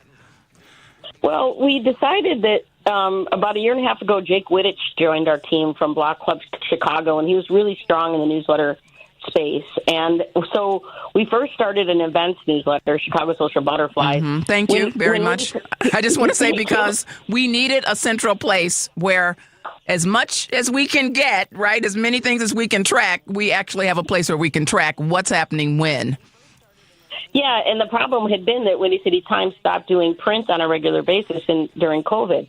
So once we lost that, about a year before Chicago Social Butterflies started, I would go to events, and people would say, I would post something on my Facebook page, and people would say, why didn't I know about that? In fact, I wanted to call the newsletter, why didn't I know about that? That would have been very funny. Better voices got to my head, and Michael Leppin came up with the name Chicago Social Butterflies. And so once we did that, I thought, I really miss Black Lines and La Vida as curated media about those communities, buying for those communities. And they lost, we always lost money on them when we did them as a monthly print newspapers. But bringing them back as newsletters, the overhead is very different. We have coordinators, and then we have a lot of the articles we already write, as well as additional articles that get curated into the newsletter. So they're both monthly newsletters right now, and I'm really happy we brought them back. When we did them in the 90s, I think they were very special. We have recently digitized the entire runs of Black Lines and La Vida and Outlines in the first 15 years of Windy City Times. So as part of our 40th anniversary party, September 25th, people can buy 1 terabyte of information with all of those publications on them, and people obviously will sell it afterwards as well. But the idea is that that we should own our own history, that the Internet isn't a complete archive of the work. And in fact, I don't want these on the Internet. I don't want them to be searched by AI and torn apart by AI and such. So we're going to keep these on a drive for now that people can buy and have to use for research purposes or to find their photos. So you can actually control that piece so that it won't just go out and be anywhere and everywhere. Well, let me just say we can't. We are not putting it online, but Right. anybody can do anything with anything, and we can't. Right. At some point, my paranoia has to be tamped down. We actually have a legal document that people are going to be given, but we will not be able to help it if somebody betrays us. Right. So you've taken a special interest in preserving the history of the LGBTQ plus community. Why is my first question, and how did you decide to start the Chicago History Project, for instance? Right. In 2007, I interviewed almost 200 people on video. It was pretty manic. And the reason I did it, well, two reasons. One, my mom had died a few years before then, actually 10 years before then, and I had nothing with her voice. I think I have a small little media clip with her voice on it. I wouldn't even recognize her voice.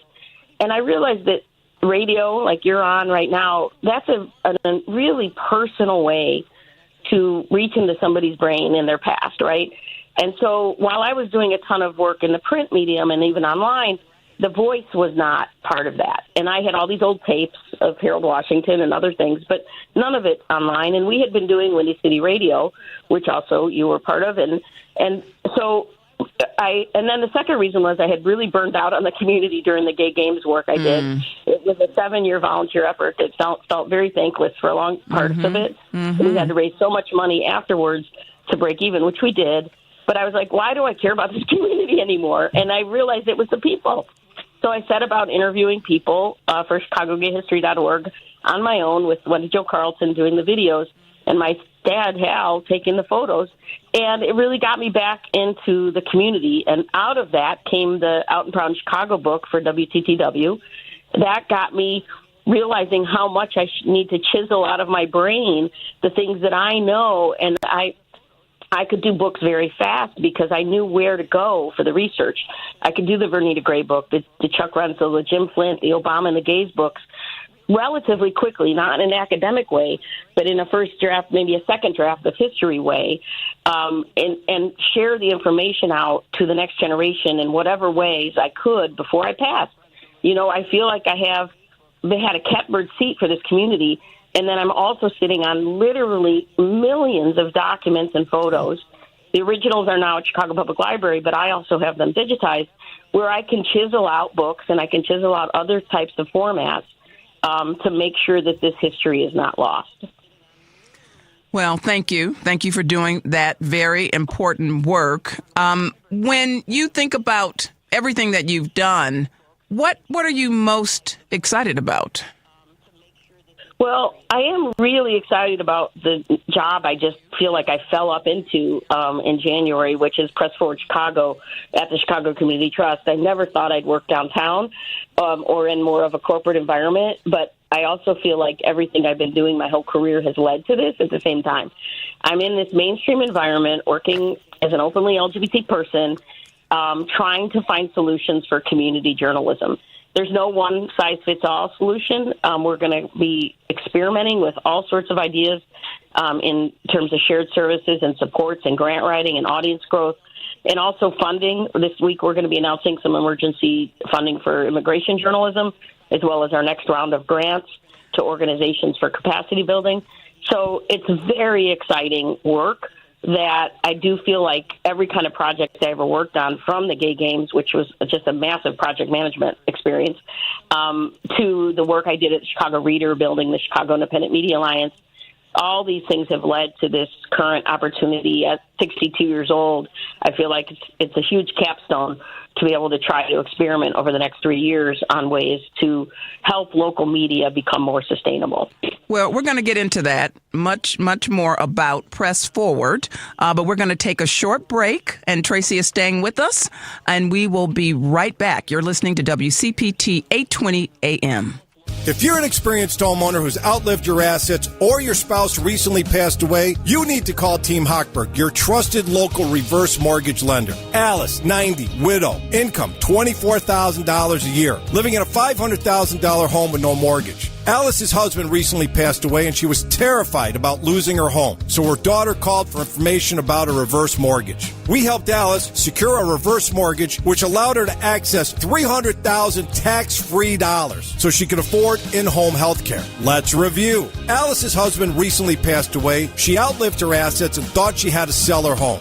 Our reverse mortgage expert, Jose Rodriguez, helped Alice secure a reverse mortgage so she could afford in-home health care and peacefully age in place. Team Hochberg's helped thousands of radio listeners, but we can't help if you don't call 855-563-2843 or visit that website you know and love, 56david.com. Lower.com, equal housing lender, NMLS 1124061. You're listening to WCPT 820 because facts matter. Joan Esposito, live, local, and progressive on WCPT 820. And we are back. I'm Mary Morten in for the vacationing Joan Esposito, who will be back tomorrow, but you can catch her tonight at the Hideout. And I'm happy to be talking with Tracy Baim, who's done many, many things in her career. And we talked a little bit about Windy City Times and her work with the LGBTQ plus media. And we've turned to talk about Press Forward, her new role as the executive director. And Tracy, can you just explain really how Press Forward came to be? And it really was tied to the Chicago Independent Media Alliance. Is that correct? Well, there's probably a complicated origin story for Press Forward. So Press Forward is a national movement. There's a national Press Forward based out of Cleveland, because Dale England, who runs it, lives in Cleveland. But it's a national effort to help local media. And then there are now more than 40 Press Forward chapters around the country, including in Chicago. They're all independent, and they're all organically rising up from communities interested in supporting local journalism. What's interesting is when I was at the Chicago Independent Media Alliance was during a time when Chicago Sun-Times and WBEZ were going to merge. And one of the things that I was worried about was the uneven playing field that might create in terms of funding. $60 million had been raised for that merger. Wow. And so I started to advocate, along with Christy Hefner, to the funders to say, what about creating a pooled fund? And more than 40 members of the Independent Media Alliance signed a statement in support of creating a journalism pooled fund. In the meantime, other folks, I think, around the country were thinking about what are the efforts to save local journalism. And the MacArthur Foundation folks I was meeting with, the Chicago Community Trust, et cetera, we were all kind of talking about it, right? So certainly SEMA had a role in the origin story, and the people at, John Palfrey, Kathy Im, and others at the MacArthur Foundation, and then the heads of Knight Foundation out of Miami, they just put it on steroids. They took it to the moon, really, and created hundreds of millions of dollars in new resources. More than 80 funders from around the country stood this up initially. In Chicago, more than $12 million has been raised for Press Forward Chicago. Given this new round we're doing out today, we'll have given out over $3 million in the first couple of years, and we're going to lean really heavily into more over the next 3 years.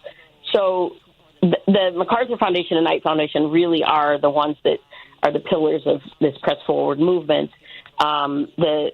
The more than 40 of us now will gather next month in Charlotte to learn from each other and brainstorm about ways, because what works in Wichita or Alaska are different things than might work in Chicago. So we have to be realistic about what the ecosystem might be able to do in order to survive better. So it's been heavily funded by some select foundations. However, there is a need to raise dollars in Chicago, and you're doing some of that through Press Forward. Is that right? Right. So Press Forward Chicago, we have individual donor meetings. We also meet with a lot of larger public and private foundations, family foundations. We're trying to do what we're calling topic-based funding. So this new immigration journalism track we're going to be announcing on Wednesday is funding 11 organizations, and 2 of the funders have never funded journalism before, but they care deeply about immigration. So that's our goal, bring new funders into journalism through possibly the things they are mission-oriented to fund. So if they fund criminal justice reform or health equity or education, we want to find ways for them to have a way into funding the journalism, because my mantra has always been, whatever issue you care about, You need the journalists watching it for you. That's right. But sometimes you shouldn't fund that journalism directly. A pooled fund allows them to have a wall between their money and the issues that they care about. So we've raised money from $25 on up to $1 million by giving folks that expertise that we will take your money and do well with it. And then you don't have to have the expertise of journalism and not be worried about seen as influencing that work, because you shouldn't. If you're funding an environment, you shouldn't be seen as influencing the journalism that covers the environment. Right. And that's certainly something, I mean, that conflict of interest, right? The wall helps with the conflict of interest. And I know certainly from my work in foundations for many years, that is often the question. How do we make sure we're funding organizations without telling them? And I think there's been much more understanding about this now, that the organizations are the experts, right? The grantees are the experts, if you will. And what we want to do as a foundation is to provide those resources so that they can do what they do best without getting in the middle of it. And it sounds like that's a similar sentiment. Right. Exactly. So you have some events coming up, and you do events on a semi-regular basis. Tell us about those events, and if there's something that maybe you want to share with people in terms of what's coming up. Yeah, I mean, some of our events are public, so it hasn't been announced yet, but we're working with the Executive Club for an event November 4th at Loyola University downtown, where we're going to have some media folks talking about the role of journalism and democracy and the future of journalism. Melody Span Cooper from WBOZ is one of the speakers. And then we do have a private donor event for those who are interested, September 29th. So folks can contact me at the Trust if they're interested in that. It's on the near south side. Windy City Times has this 40th anniversary party, September 25th. That's right. I have my tickets. Excellent. It's going to be a party time with DJs and Taylor's Tacos and such. Oh, my goodness. Press Forward Chicago, you can go on the Press Forward Chicago section of the Chicago Community Trust website, sign up for the newsletter, because we also will be having journalism conferences in 2026. We're sponsoring other conferences. Public Narrative has a journalism conference in December. That's right. So we keep you informed about what are the things that are coming up in the journalism space.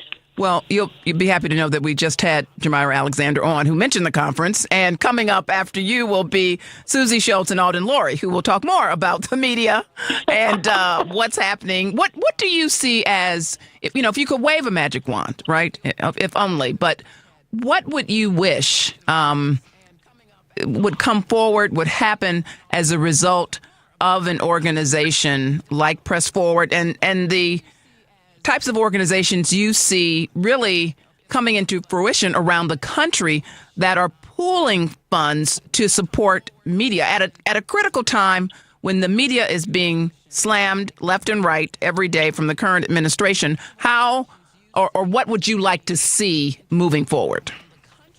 Well, the only way that it's going to be successful, two things really need to happen. One is the individual outlets need to never again rely on a single point failure of a one track of funding. So whether that's philanthropy or advertising or individual donors, all these outlets need to have a diverse array, because philanthropy is finicky and it will move on. So there will be some that stay with it, but know that we need to use this time to grow, diversify our revenues. And the second thing is I am excited that out of crisis sometimes comes opportunity, and more funders are understanding the need of public media.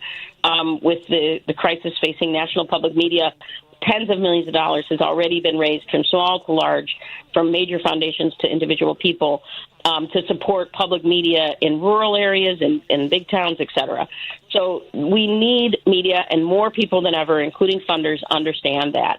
How do we capitalize on that to make these outlets stronger and make new outlets sustainable? That's what the tricky magic thing that we're all working on. I do feel like a mad scientist some days, but we are going to be testing a lot of things. We've got a newsletter. We've got newsletter trainings. We're probably going to have 4 different vendors working on audience growth for different size outlets. We're going to have grant writing supports. We're going to have demographics for folks. We're actually partnering with Chicago Public Media to maybe stand up an advertising representative firm for outlets so that Chicago Public Media could represent 30, 40, 50 outlets in terms of advertising and group buys. We're going to try a lot of stuff and see what works, and what does work, then we're going to lean really heavily into it. The goal is to create all all new funders into this space, because in Chicago in particular, we are very fortunate. There is tremendous wealth here tied up in funds, right? We want to loosen that and get them into the space of whatever issue you care about, whether it's theater on down. I know that we need the critics, we need the reporters. So if I were to say what's the most successful thing after 3 years, it's that we have brought in dozens and dozens of new major funders into journalism in Chicago. We've done a little bit of it so far, but there's so much more I know that we can do. And how do you feel taking this role, right, at this time, after your career in running and producing newspapers, and now being, as you said, in a role that you probably didn't see yourself in, right? Working downtown in the beautiful offices of the Chicago Community Trust, and just a very different kind of space and place than what you've been used to. What does that mean to you coming at this point in your career? Well, I mean, it sounds a little trite, but I definitely, for a long time, have had imposter syndrome there. But everybody at the Trust makes me feel real welcome, from Andrea Sainz on down. I do feel extremely welcome at the Trust. And so that has helped me get over the fact that I didn't know if I could fit in that kind of environment. I always knew the hardest thing would be to say no to people, because I know that when I applied for grants, receiving the no's was hard. Oh, yes. But saying the no's is hard. What I'm trying to teach folks is it's never necessarily a no. Sometimes it is, but a lot of times it's just a no and. That's right. So I'm using the reverse of improv, right? It's instead of yes and, it's no and. And I can help you in other ways. I can bring other kind of shared services resources to you. I can bring trainings. I can sponsor you to go to conferences. I can do a lot of things short of giving every outlet cash that they need. We will sometimes be able to give cash, but most of the times it's going to be other kinds of connections. And like I said, opening doors. So in this immigration round of funding, what was interesting is there was one funder that had not funded journalism before, and they decided they were going to just directly fund one of the nonprofit outlets that had applied. So we created a whole new relationship between a funder and a grantee that didn't exist before. My gosh, that's like the most valuable thing I could ever do, is not be the gatekeeper between the money and the people, but rather introduce the funders to the outlets. So we want to do a lot more of that. So I'm not feeling like an imposter anymore, but I do feel like there is this long road up before we can get to a plateau of this work, and we have a very short ramp to do it. So I'm being very lucky, very grateful, and I'm trying to really iterate as fast as we can so that we can lean heavily into the things that are working. Well, as I often say when I'm doing a fundraising workshop, no does not mean never. And unless someone says, don't ever ask me again, you go back and you regroup and you go back and you ask them again. And again, it's wonderful that you have other things that you can give, because something that I know Chicago Foundation for Women has said, for many years, it's more than a check, right? People need technical assistance. People need to be able to come to or go to conferences. All those things are really important, and they help with staff getting to that next level as needed. And so all those things are really important. They all matter. As you reflect on 40 years, right, of Windy City Times, and now you're doing this work with Press Forward, what's your hope going forward as you look at this enormous accomplishment that you've had and that you are working on now with all the work at Press Forward? But thinking about Windy City Times as we wrap up, I'd love to just hear you talk, just say what you're thinking as you approach this anniversary. As I was working on this, I was also working on the 40th Gerber Hart exhibit, the Gerber Hart Library exhibit, and also the Howard Brown, Brown 50th anniversary book, right? Yes. So I think it's a mix of, first of all, I can't believe I'm still alive and I'm still doing this. I feel very lucky. And sadness for all the people who aren't here on our journey. And certainly many of those as well. Yes. So it's I'm not saying it's an obligation at all because I don't feel it as a burden. An obligation can feel like a burden. But I do feel a sense of obligation to the past, to the people who had their natural lifespans like Reenie Hanover and Chuck Renslow that contributed so much to my ability to do what I do, to those whose lives were cut short in the 80s from HIV/AIDS or cancer. These people I think of all the time when I'm feeling burned out or that I need to stop and do something else. I really feel that as a motivation in a really good way. We survived the 80s, and a lot of our peers did not because of neglect of a federal government that didn't acknowledge. Well, we are in a new era of this, and even possibly worse. And so I feel like there are lessons we can share with the next generation about how we made it through the 80s. That's right. And we can be there for our peers and feed our friends, both emotionally and physically. So, in a very good way, I'm feeling both sad and motivated to keep doing this work, and very, very lucky. And using my privilege as a cisgender white woman, American citizen, to wrap my friends who are not those things in my arms in my activism. Well, we're going to leave it right there. Thank you so much, Tracy. We've been speaking with Tracy Baim, who is now the executive director of Press Forward, and we will be celebrating with her on September 25th at Sidetrack, the 40th anniversary of Windy City Times. Thanks so much, Tracy. Thanks for having me.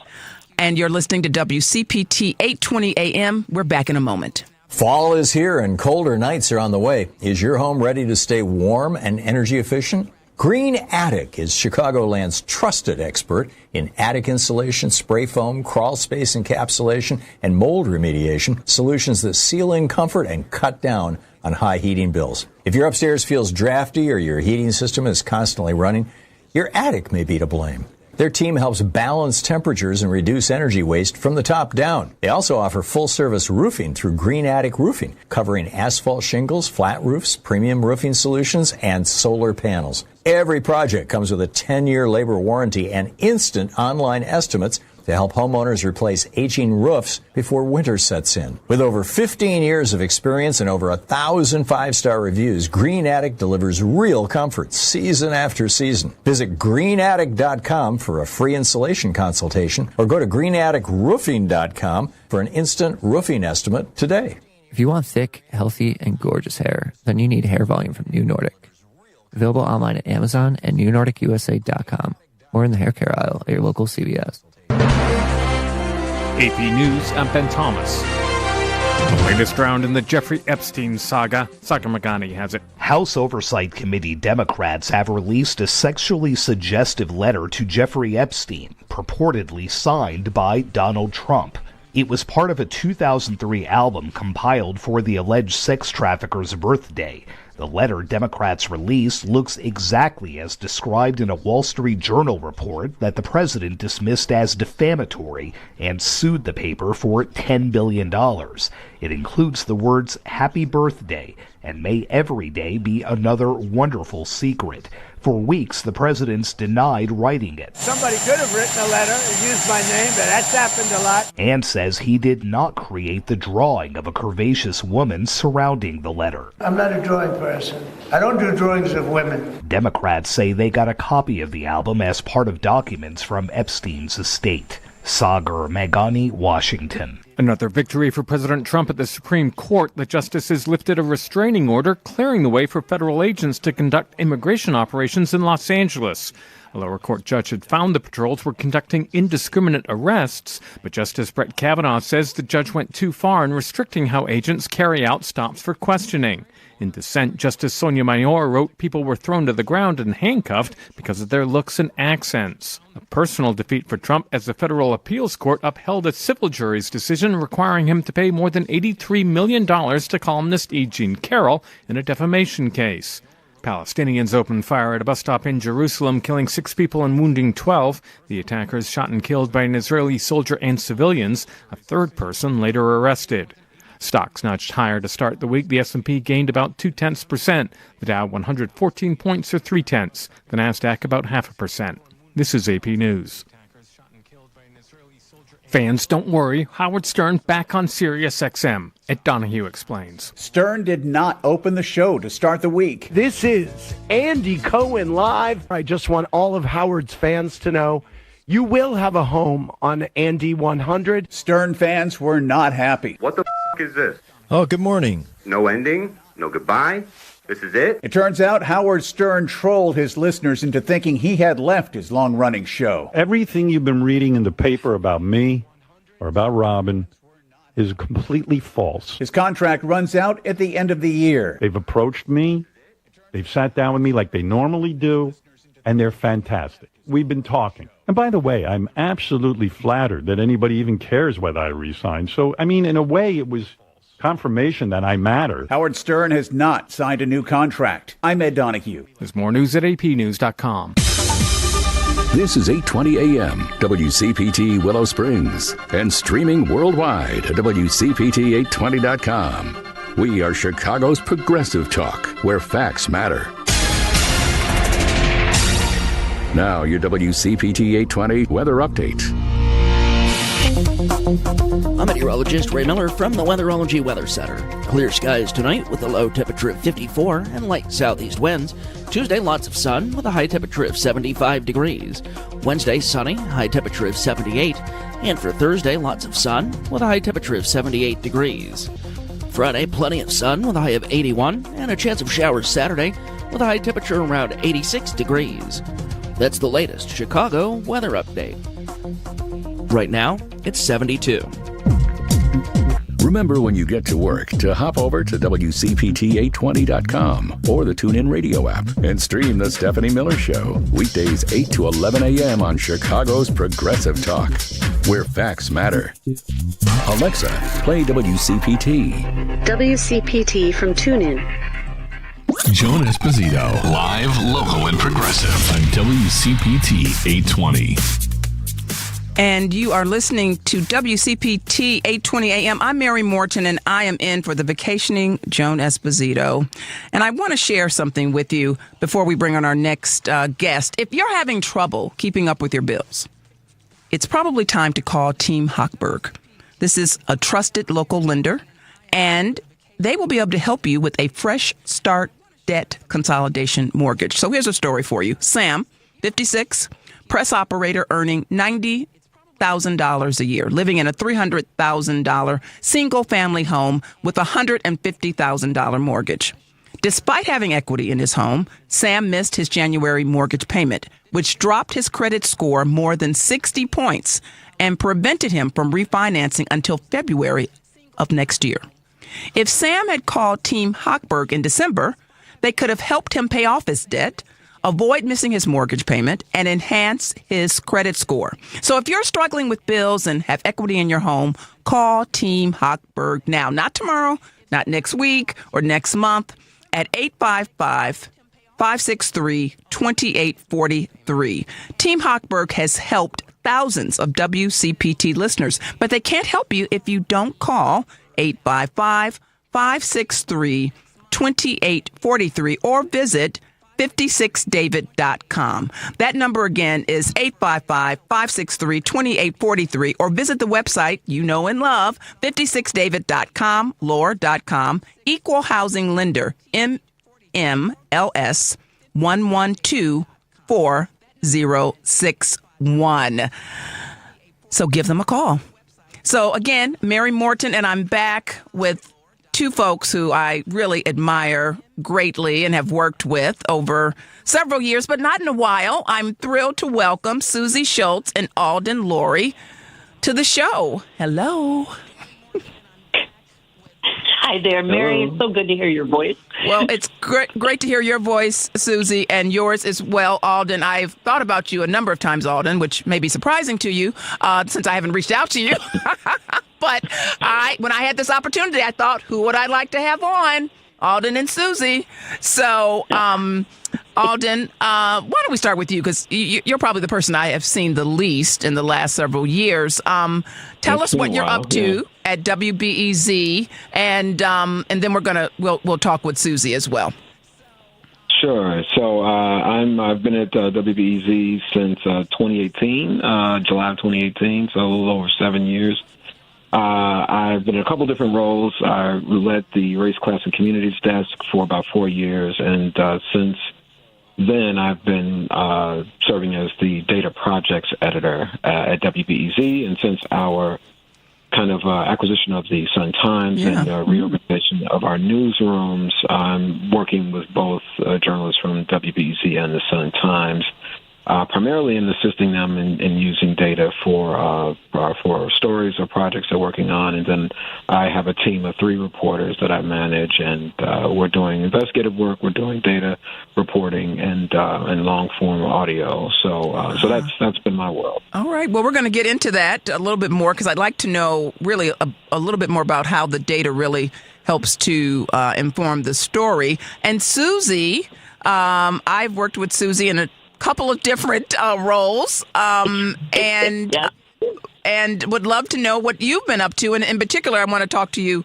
about the board that I know you're on, Investigative Project on Race and Equity. But tell us what's happening in your life. Well, I just want to go back and just say about Alden the things that he wouldn't say himself, which is he is also one of the most esteemed investigative reporters in the business. He knows databases like nobody's business, and he's so well respected. It's wonderful to be on here with him. He is also part of the advisory council that I'm on with the Investigative Project on Race and Equity, and that has been the work that I've been doing lately. I do freelance editing and writing, but there's a group of people from who hailed from the Chicago Reporter, who when the Chicago Reporter decided that it wouldn't be doing that type of work, it's still doing reporting, but it's not doing database reporting, that we would continue that legacy and go ahead and do it. And that's really the stuff that we've been in formation now for about 3 years, and open as a news organization for a little over a year, and already won a number of awards and because we want to make sure that data reporting is out there, and that our new generations know how to do it, and that it matters a lot. So that's kind of what I've been putting a lot of my energy into. Wonderful. Well, I just want to say, as often is the case, there's so many intersections, because I'm not sure you know this, Susy, but I did my internship at Chicago Reporter from college. Oh, no. And so I was there probably just as, and his name just left my mind. You know who I'm going to say. John McDermott? Yes, just as John was leaving and right before Laura started. I was at Loyola because I was taking an investigative reporting class. And was so totally geeked about it. Oh, my God. I was very excited. And, I was at the Chicago Reporter. And then fast forward number of years in my consulting business, right, with Morten Group. We've worked with Center for Renewal, right, and also Chicago Reporter. I mean, again, like the intersections are just everywhere. So it's wonderful to have you both here. So let's talk a little bit about investigative reporting. Or let's talk a lot about investigative reporting, actually. And Alden, what really brought you to, what was your interest in investigative reporting that got you into it? And tell us a little bit about how you got to your career, if you will, in this work. What's your background? Where are you from? Wow. I'm originally from Chicago. Originally from Chicago. I got a scholarship to go to the University of Illinois at Urbana-Champaign to study architecture. And my sophomore year, which was the weed out year in the architecture program there at the U of I, and I got weeded out. I got weeded out. It was an incredibly hard year. I stumbled around a bit and literally flamed out. I'd gotten dropped from the university a third time. The university wouldn't readmit me, and I had to figure something else out. So I worked at a bank, and in the evenings I took a part-time job at the local newspaper in Champaign, Illinois, the News Gazette, working in their sports department. And I got a chance to write a very small summary that ended up being the head of a section that got printed without a byline. And it really sparked my interest. And I got myself together. I got back in school. I got my degree in journalism from the U of I, and I was working at the News Gazette as a staff writer, and wrote a story about the lack of black employees at a number of companies that were doing business with the city of Champaign. And the story made a bit of a splash. It was my first entree into investigative reporting, into data reporting. And not long after that, I saw a job opening at the Chicago Reporter and applied for it, and was fortunate enough to get it. Laura Washington hired me, and I was pretty much on my way from there. Wow! So that was my entree, and it's been, I would say, my passion is, using numbers to help us kind of understand and possibly see a way through to some of our most challenging issues, whether it's with regard to discrimination, with regard to other aspects of inequality or common struggles like crime and violence.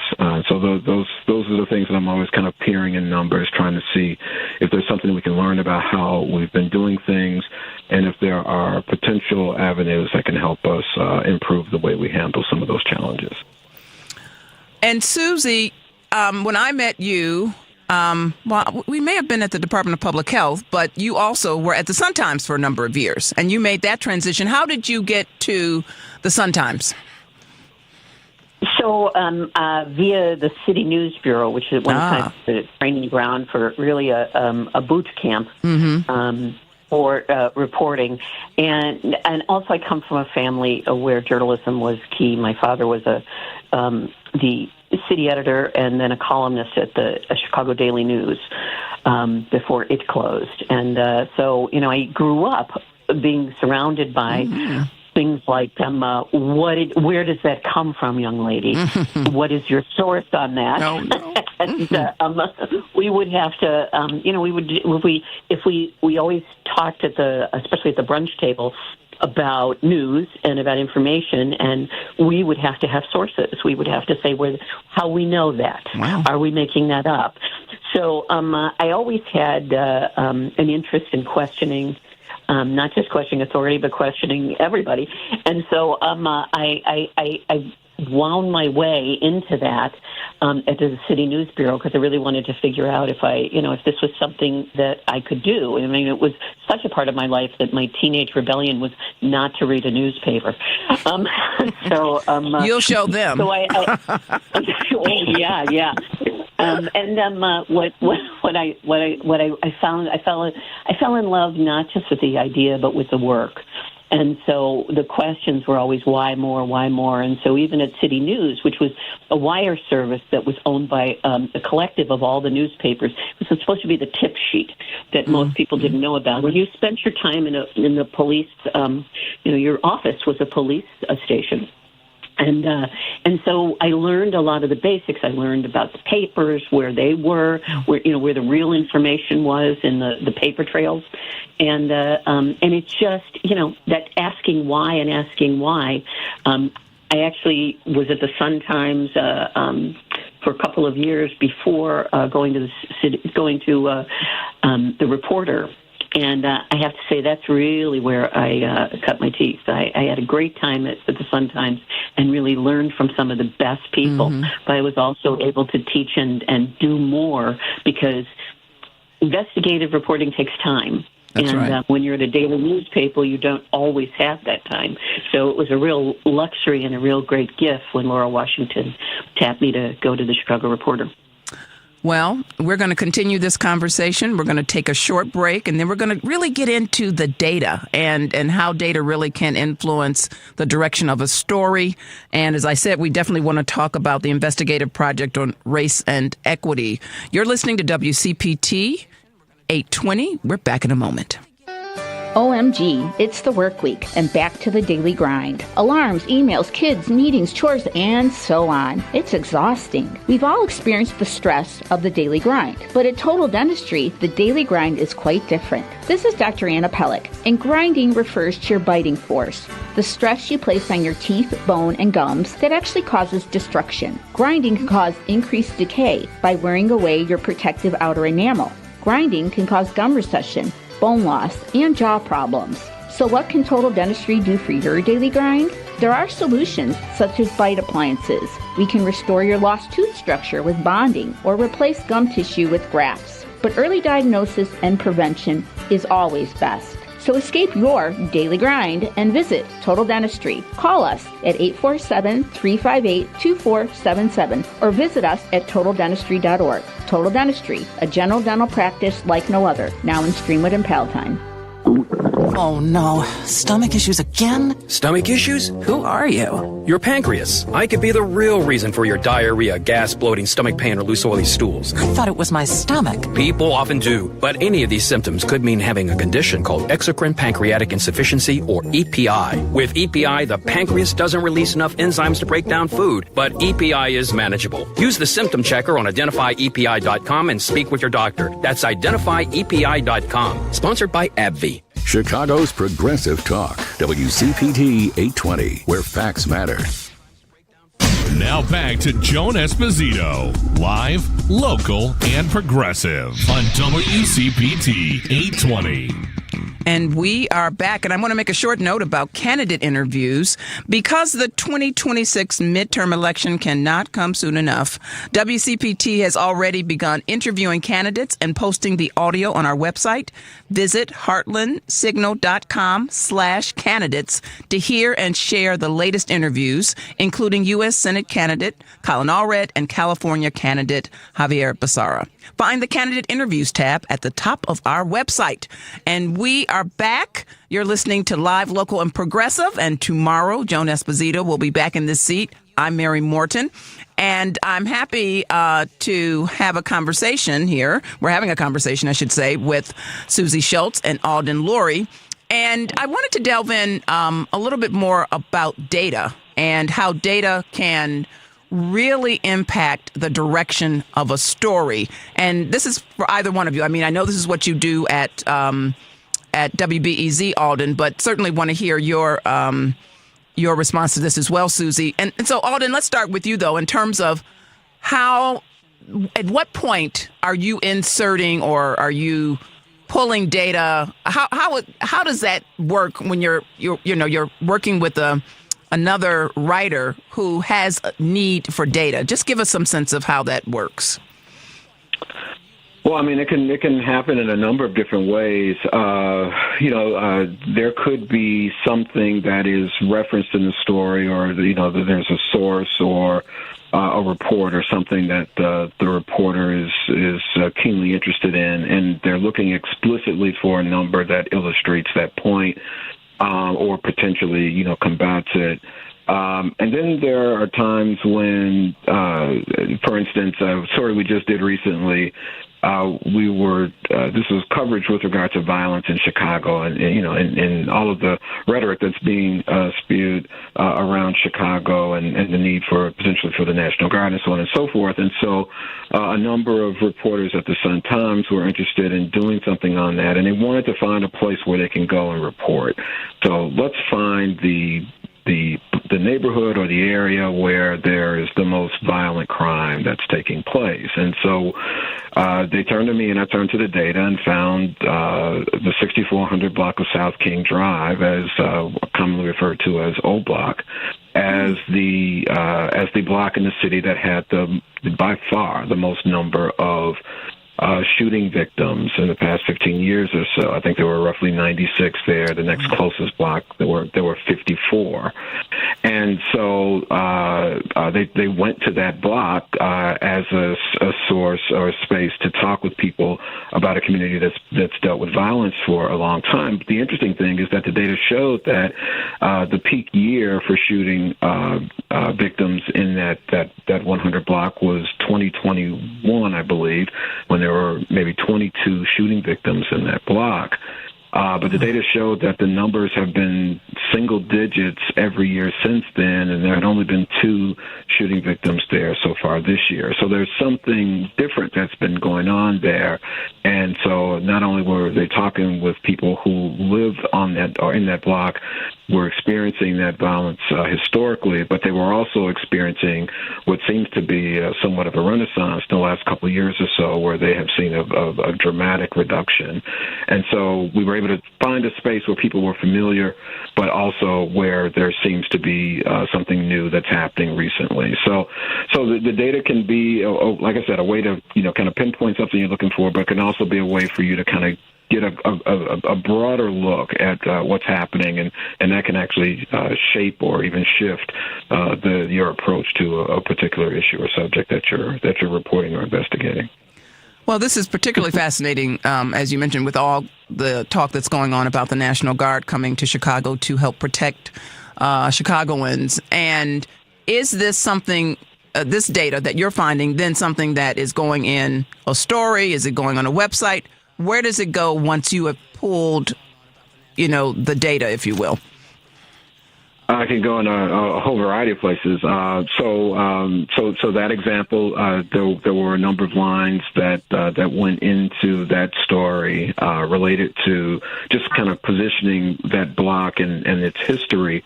But we've done a number of stories recently where we've talked about or referenced after we've kind of investigated and reported some of the data findings, just as for context and story. So it may be a line or a paragraph in a story that's dealing with, just the, some of the dealings or reporting that we're finding details about, where federal agents are going to be stationed, so on and so forth. Mm-hmm. But there's a reference for context to this is while this is going on because the president has talked about violent crime in Chicago and so on and so forth.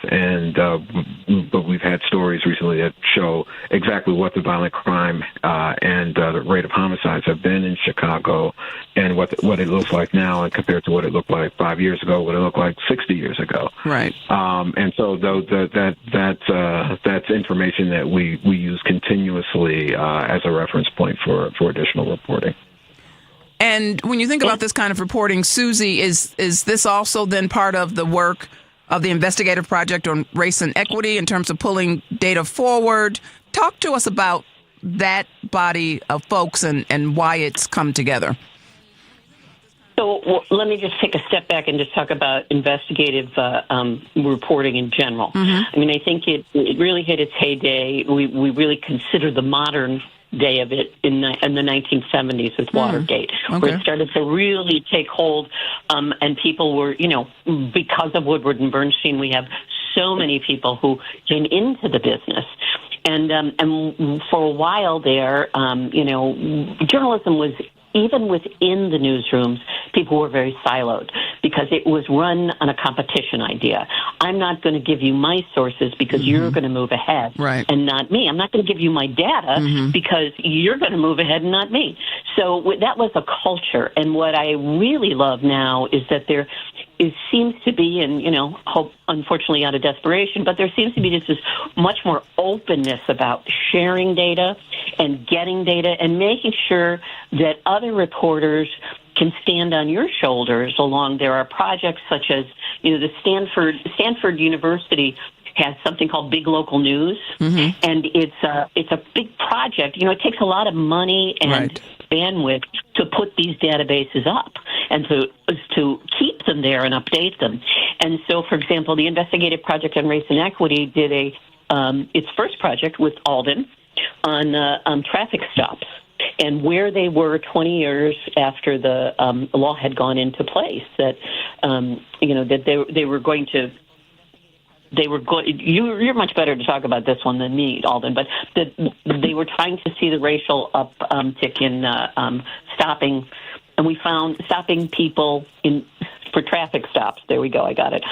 And who was it? Was it the black community? Was it the white community? What we found out, of course, was that it was worse than it had ever been. But that database has something like 4 million cells in it, which is amazing. And now it's housed at Big Local News as well as at WBEZ. And there are other things where you can coordinate there's a bunch of interest in stuff like the Ida B. Wells Center, which is out of Morehouse. There's the Global Investigative Journalism Network. The Associated Press has started a local investigation project, and even the New York Times has a local reporting project initiative that will help you with data reporting. And we at the Investigative Project on Race and Equity decided that, this is also a superpower that all reporters should have. Susie, I'm gonna break in just for a moment. We're live, and I must take a short break, but I want to hear you continue to talk about particularly what's happening with the Investigative Project on Race and Equity, and we will be right back. You're listening to WCPT 820 AM. On the battlefield, there's a saying America's military men and women live by: never leave a fallen warrior behind, ever. Off the battlefield, Wounded Warrior Project operates with the same goal. Wounded Warrior Project was created to help our men and women returning home with the scars of war, whether those scars are physical or mental. Wounded Warrior Project. We never leave a fallen warrior behind, ever. Learn more about what we do at woundedwarriorproject.org. This is WCPT telling you how you can shop blue. Did you know that there are only 49 states in America that require you to have car insurance? At Chicago's Progressive Talk, we're in Illinois, and Illinois is one of the 49 states that require you to have car insurance. Let's look at some car insurance companies that support the Democratic Party. American Family Insurance. American Family Insurance was once very conservative, but since 2019, they have moved to the left, donating $214,000 to Democrats. In 2024, AAA was also once very conservative, but in 2014, they shifted to the left, donating $235,000 to Democrats in 2024. 83% of their donations went to Democrats. Liberty Mutual. Now, Liberty Mutual leans to the left, and yes, they did donate $1.6 million to Democrats in 2024. That was only 64% of their donations. Progressive Insurance. Progressive does not give to politics, but some of their senior leaders do, and their senior leaders lean left. This has been WCPT telling you how you can shop blue. I'm Jessica Ettinger, CNBC. Wall Street with a record-setting day today. The NASDAQ touched a fresh intraday record high. The Dow was up 114 points at the close, led higher by shares of IBM, which popped 3% this afternoon. The S&P 500 index up 13 points. The NASDAQ was up 98 points, just about 0.5%. NVIDIA shares were up 0.75%. Investors are waiting for the latest on inflation. That'll be out Wednesday and Thursday. There are whispers the inflation number won't be too bad, although it's sitting right near 3%. Apple getting ready for its biggest event of the year tomorrow. New iPhones are expected. Also on tomorrow's watch list, we get earnings from Oracle, and Forbes will publish its Forbes 400 list of the richest Americans. Jessica. Hear the CNBC business updates each weekday at 9:30, 12:30, and 4:30. Now your WCPT 820 Chicago weather update. I'm meteorologist Ray Miller from the Weatherology Weather Center. Clear skies tonight with a low temperature of 54 and light southeast winds. Tuesday, lots of sun with a high temperature of 75 degrees. Wednesday, sunny, high temperature of 78. And for Thursday, lots of sun with a high temperature of 78 degrees. Friday, plenty of sun with a high of 81 and a chance of showers Saturday with a high temperature around 86 degrees. That's the latest Chicago weather update. Right now, it's 73. This is Chicago's Progressive Talk, 820 AM, WCPT Willow Springs, and online at WCPT820.com, where facts matter. Now back to Joan Esposito, live, local, and progressive on WCPT 820.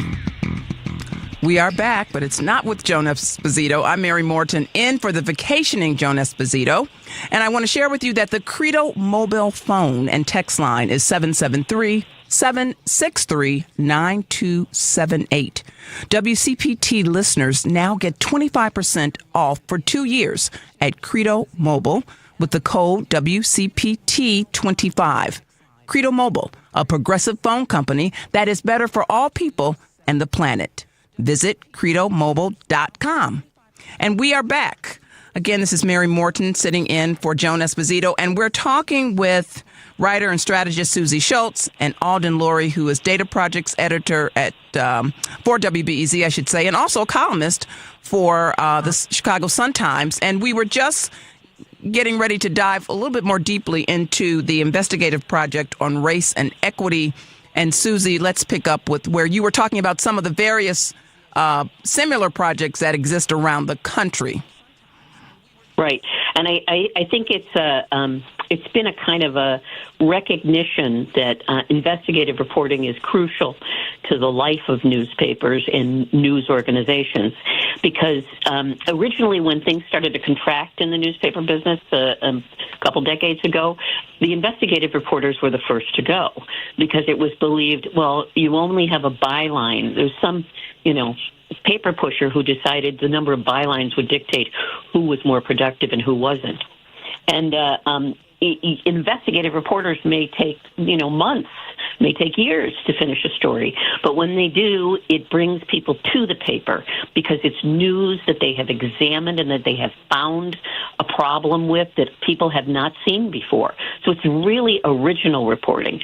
And that is something that a lot of not just news organizations, but students are coming to want to do. And so we want to make sure that the next generation, the Investigative Project on Race and Equity, the next generation really has this superpower. Sometimes in journalism schools, and I know it's changing, but I just did a report last year for the Investigative Project on how we're training journalists. And often to be a quote-unquote investigative journalism, you have to go through a track, the special track. And actually, arts journalists, sports journalists, all journalists should have that ability to go into investigations, because the money behind things, the data behind things is crucial to prove points that maybe are obfuscated by politicians. So tell us, if you can break it down, what are some of the kinds of things that you do in the investigative project? How would someone be supported or aided by being involved with any of the programming? Well, Alden can tell you this, too. He and I were the co-chairs of the training committee there. Alden's part of the investigative project as well.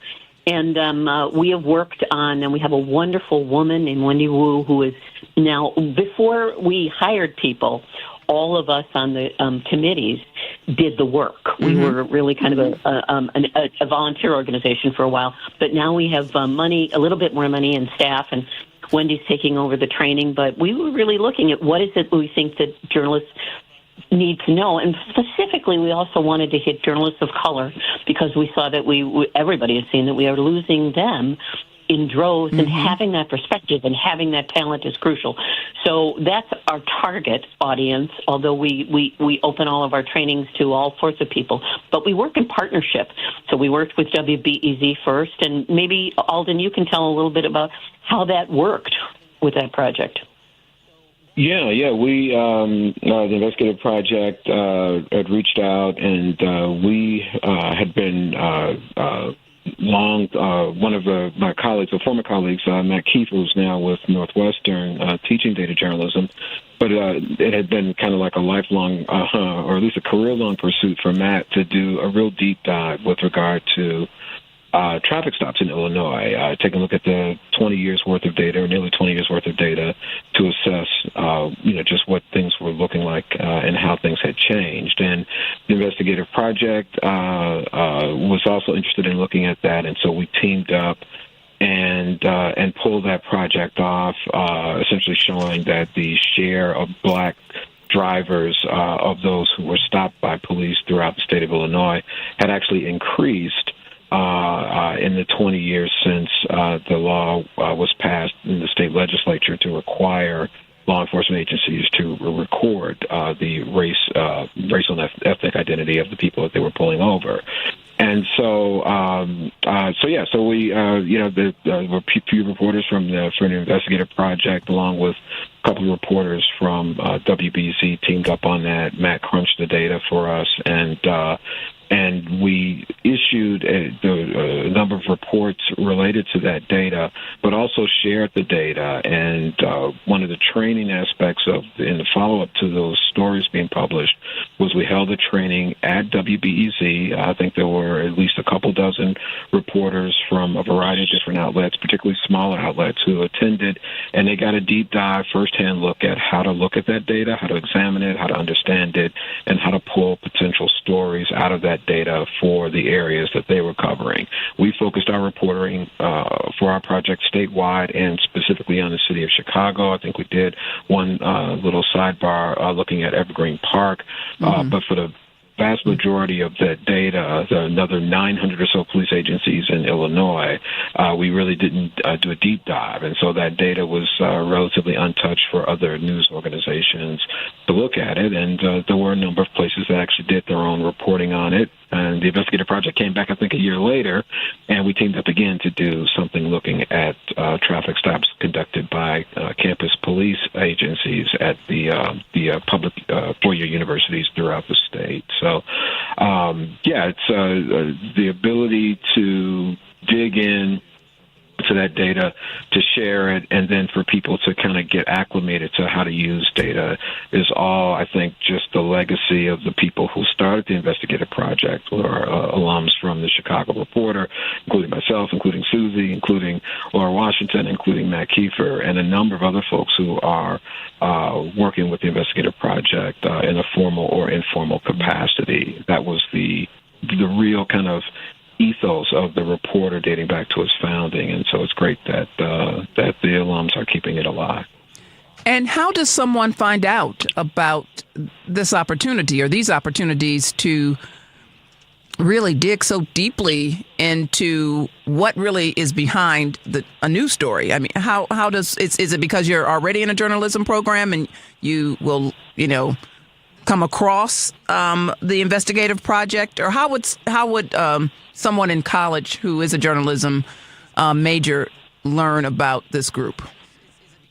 So we would really, really love people to go to the website, Investigative Project on Race and Equity.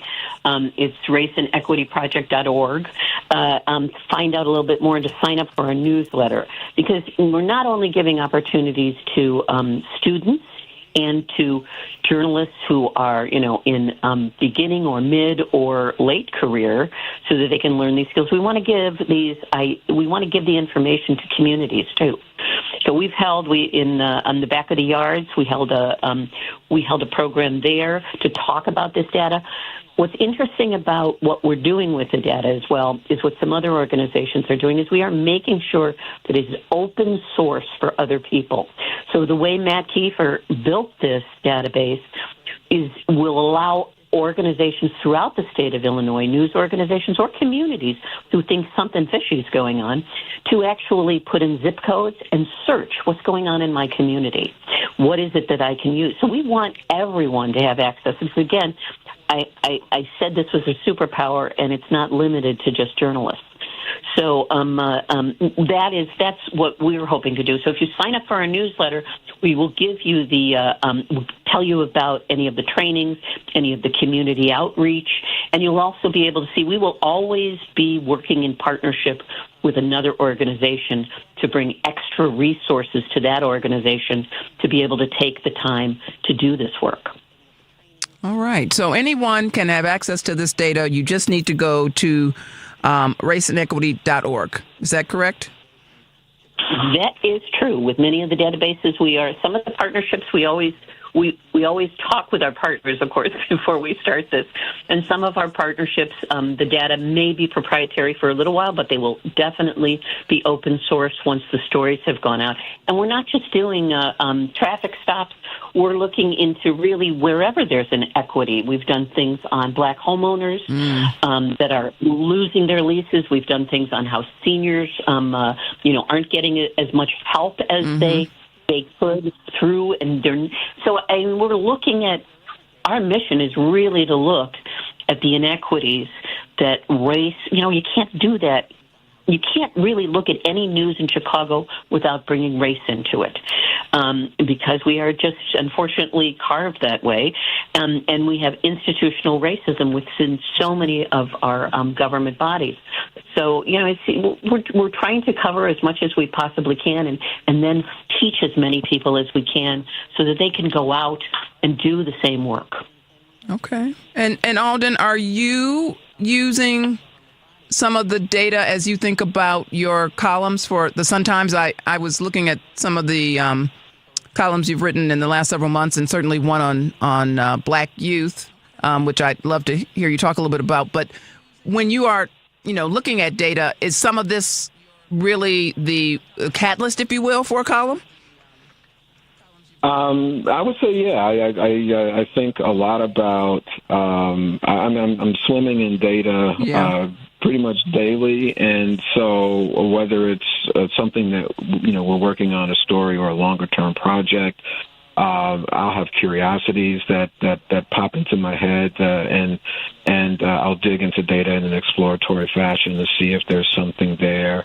And when I'm considering things for my column, I am always thinking about data. And then not everyone is focused on data in some form or fashion, but generally speaking, particularly if I'm writing about inequity in a column, I will be thinking about some data out there that will help show or back up in some respects a position that I'm taking. And data is a very common tool that I use for the column. Well, we're going to take one last break, and then I do want to talk to you a little bit about the column you wrote, that it seemed like it might have been in some ways influenced by a conversation you were having with your daughter. So we're going to take a short break. We'll be right back. You're listening to WCPT 820 AM. Witness a slice of TV history with the First Lady of Television, now on stage at Northlight Theater. It's 1950, and Gertrude Berg is the pioneering creator and star of The Goldbergs, America's first family sitcom. When a co-star becomes a target of McCarthyism, Gertrude is faced with taking a stand or damaging her career in this ever-relevant new play by James Sherman, based on a true story. The First Lady of Television runs at Northlight Theater through October 5th. Get your tickets today at northlight.org. Hey, want to hear something great? Right now at Wendy's, you can get 2 of the #1 selling bacon cheeseburger in all fast food, the JBC, plus medium fries and a medium soft drink for just $8. Want to hear something else great? Double the burger means double the bacon. Now that's a game changer. 2 of the #1 bacon cheeseburgers with fries and a drink for just $8. Gotta be Wendy's. Limited time only. U.S. price and participation may vary. Request $8 JBC meal deal to obtain discount. Individual items at regular price. Progressive knows we all crave validation. Girl, you are not 37. I would have guessed 27. You guys are too sweet. Sure. Dewy skin. Terrific. Is something wrong, Ned? Why would you ask? Just because today marks my 10th anniversary without a car accident or even a speeding ticket? But somehow, tonight's all about your skincare. Wow. With Snapshot from Progressive, you can get a personalized rate based on how you drive. And that's all the validation you need. Progressive Casualty Insurance Company and affiliates. Snapshot not available in California or from all agents. Surcharge possible for unsafe driving. Because facts matter. You are listening to WCPT 820. Don't turn that dial. A dangerous mistake to make. Joan Esposito, live, local, and progressive, returns right now on WCPT 820. Hi, everyone. I'm Mary Morten in for the vacationing Joan Esposito. Her show, live, local, and progressive, runs 2 to 5 p.m. weekdays at 8:20 a.m. on TuneIn from heartlandsignal.com, or tell Alexa to play WCPT from TuneIn. And Joan will be back tomorrow. I am happy to be speaking with writer and strategist Susy Schultz and Alden Loury, who's data projects editor for WBEZ and also a columnist for Chicago Sun-Times. And right before the break, I was asking you about a column that you wrote that I believe, if I recall correctly, was somewhat influenced by your daughter, Alden, with regard to the teen takeovers. Oh yeah, I remember that. And actually, the column was largely. I think the city council, Chicago City Council, had a vote approaching at that time, right? About a potential kind of flash curfews, so I remember looking through data for that column. But as I was kind of thinking it through in the days before it was set to go, I asked. I have my daughters are 20. Oh God, my oldest is now 28. Wow. My two younger daughters are 21 and 16. But I asked my 21 and 16-year-olds if they had gone to any kind of takeovers and. Or teen trends, is I think many of the young people like to call them. And so my youngest hadn't been to any, but my middle daughter mentioned that she had gone to I don't know if it was 39th Street Beach. It was one of the beaches around that part of the town, around the lakefront. And she mentioned that while she was there, she was just there with some of her friends, and while she was there, there was there were a bunch of young people who kind of quote unquote took over the beach. And so I asked her what that experience was like, and she said it was pretty fun. She was a little older than some of the folks who were there, but she says it was a good time. There was music. There was lively. She said it was a good experience. And so I reflected on that conversation in one aspect of the.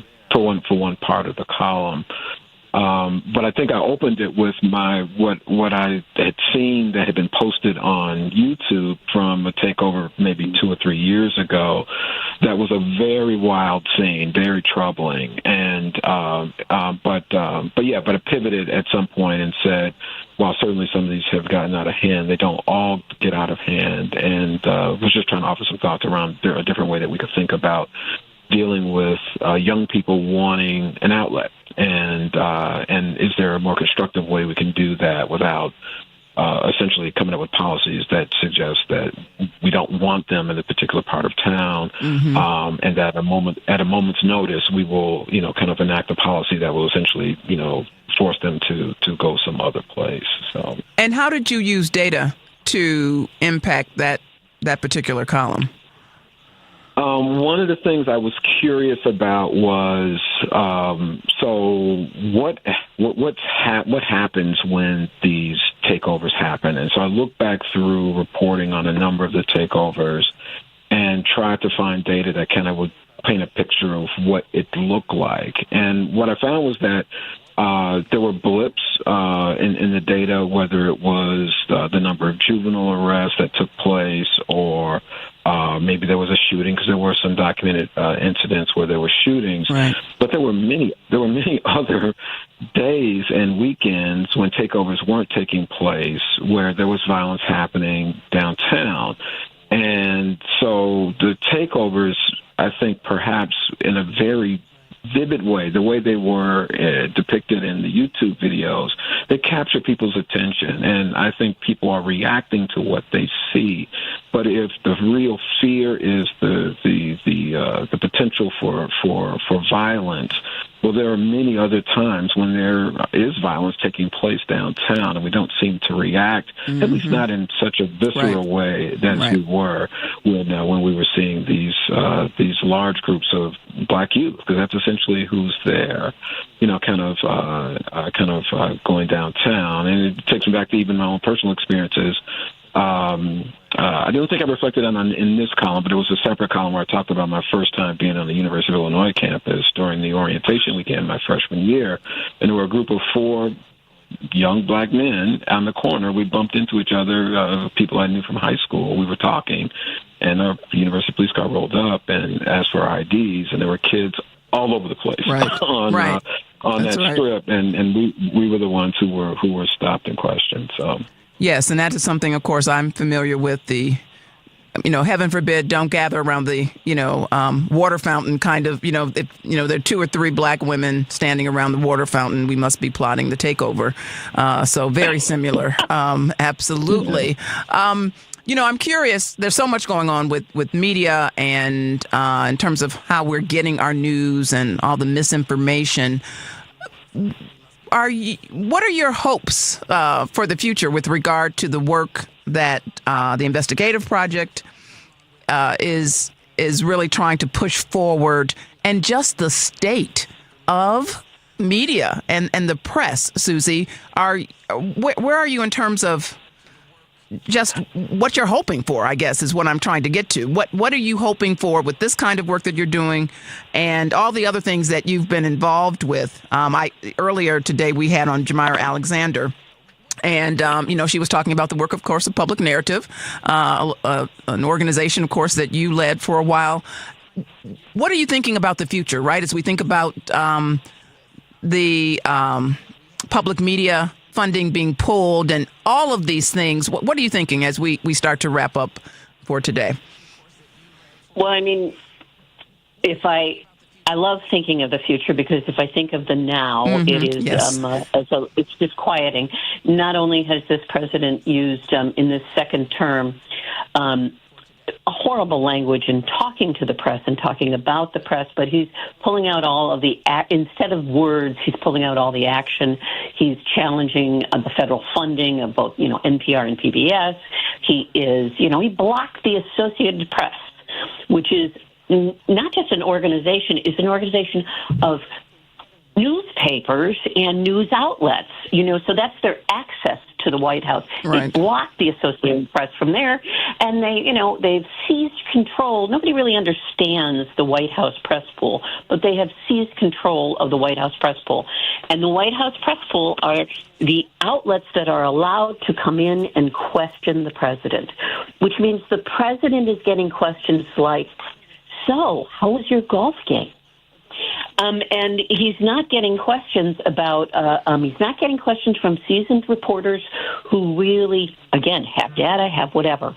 So my hope is that the work that people are doing, a lot of the organizations that I mentioned, the Investigative Project on Race and Equity, that they are finding this their new era of sharing and understanding that the press needs the public more than it needs one another, too. We need to engage the public in understanding what we do, why what we do is important, why it takes time, and why it's really important. Just because somebody has an opinion doesn't mean that it's a fact. Exactly. That is right. We go in and we look at the numbers. Somebody tries to give you an overview of what they think, and what we try to do is collect information, collect it in a way that is professional.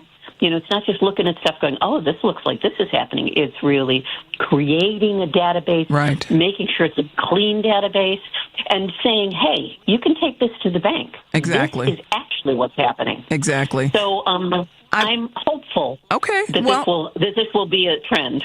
That's what we have. We have to hold on to hope, I believe, and we have about a little less than a minute. Alden, what are you hopeful for as we look to the future of press and media? Oh, I'm hopeful that the public sees the media as its responsibility, really. The business model has changed. We have the president going after government funds that have helped, and we really are relying on the public. So we won't survive if the public won't support us. So I'm hoping the public sees this as a rallying cry to support media in all forms. I hope so. And it looks like all roads kind of lead back to Chicago. I see Kimberly Kelly is back at Chicago Public Media. I was like, wow, it's just like being back at the Reporter for a while. So thank you all. Thank you both so much for joining me today. Writer and strategist Susy Schultz and Alden Loury, data projects editor for WBEZ and columnist for the Chicago Sun-Times. Thank you for the work that you're doing, and we'll be in touch. Thank you all. Thanks so much. Thank you. Thank you. And you've been listening to WCPT 820 AM. I'm Mary Morten. Thank you, Joan Esposito. She'll be back tomorrow. Have a good evening, everyone.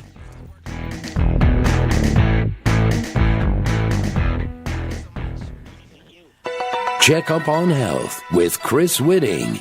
While many surveys show we're making progress in reducing teen drug use, Dr. Wesley Clark of the Center for Substance Abuse Treatment says we have a big problem with dangerous products found right in our homes. 1 in 5 8th graders has sniffed or huffed an inhalant in the past year. Before 8th grade, more kids have used inhalants than marijuana. More than 1,000 products are potentially abusable. Inhalant use can cause heart, liver, kidney, and brain damage. When a person inhales an inhalant, they're at risk of suddenly dying. And that can happen the first time they do it, it can happen the 30th time. But the fact of the matter is nobody knows when it's going to happen, but we do know it happens. Parents have to understand that no child is immune to the peer pressure they may be feeling about inhaling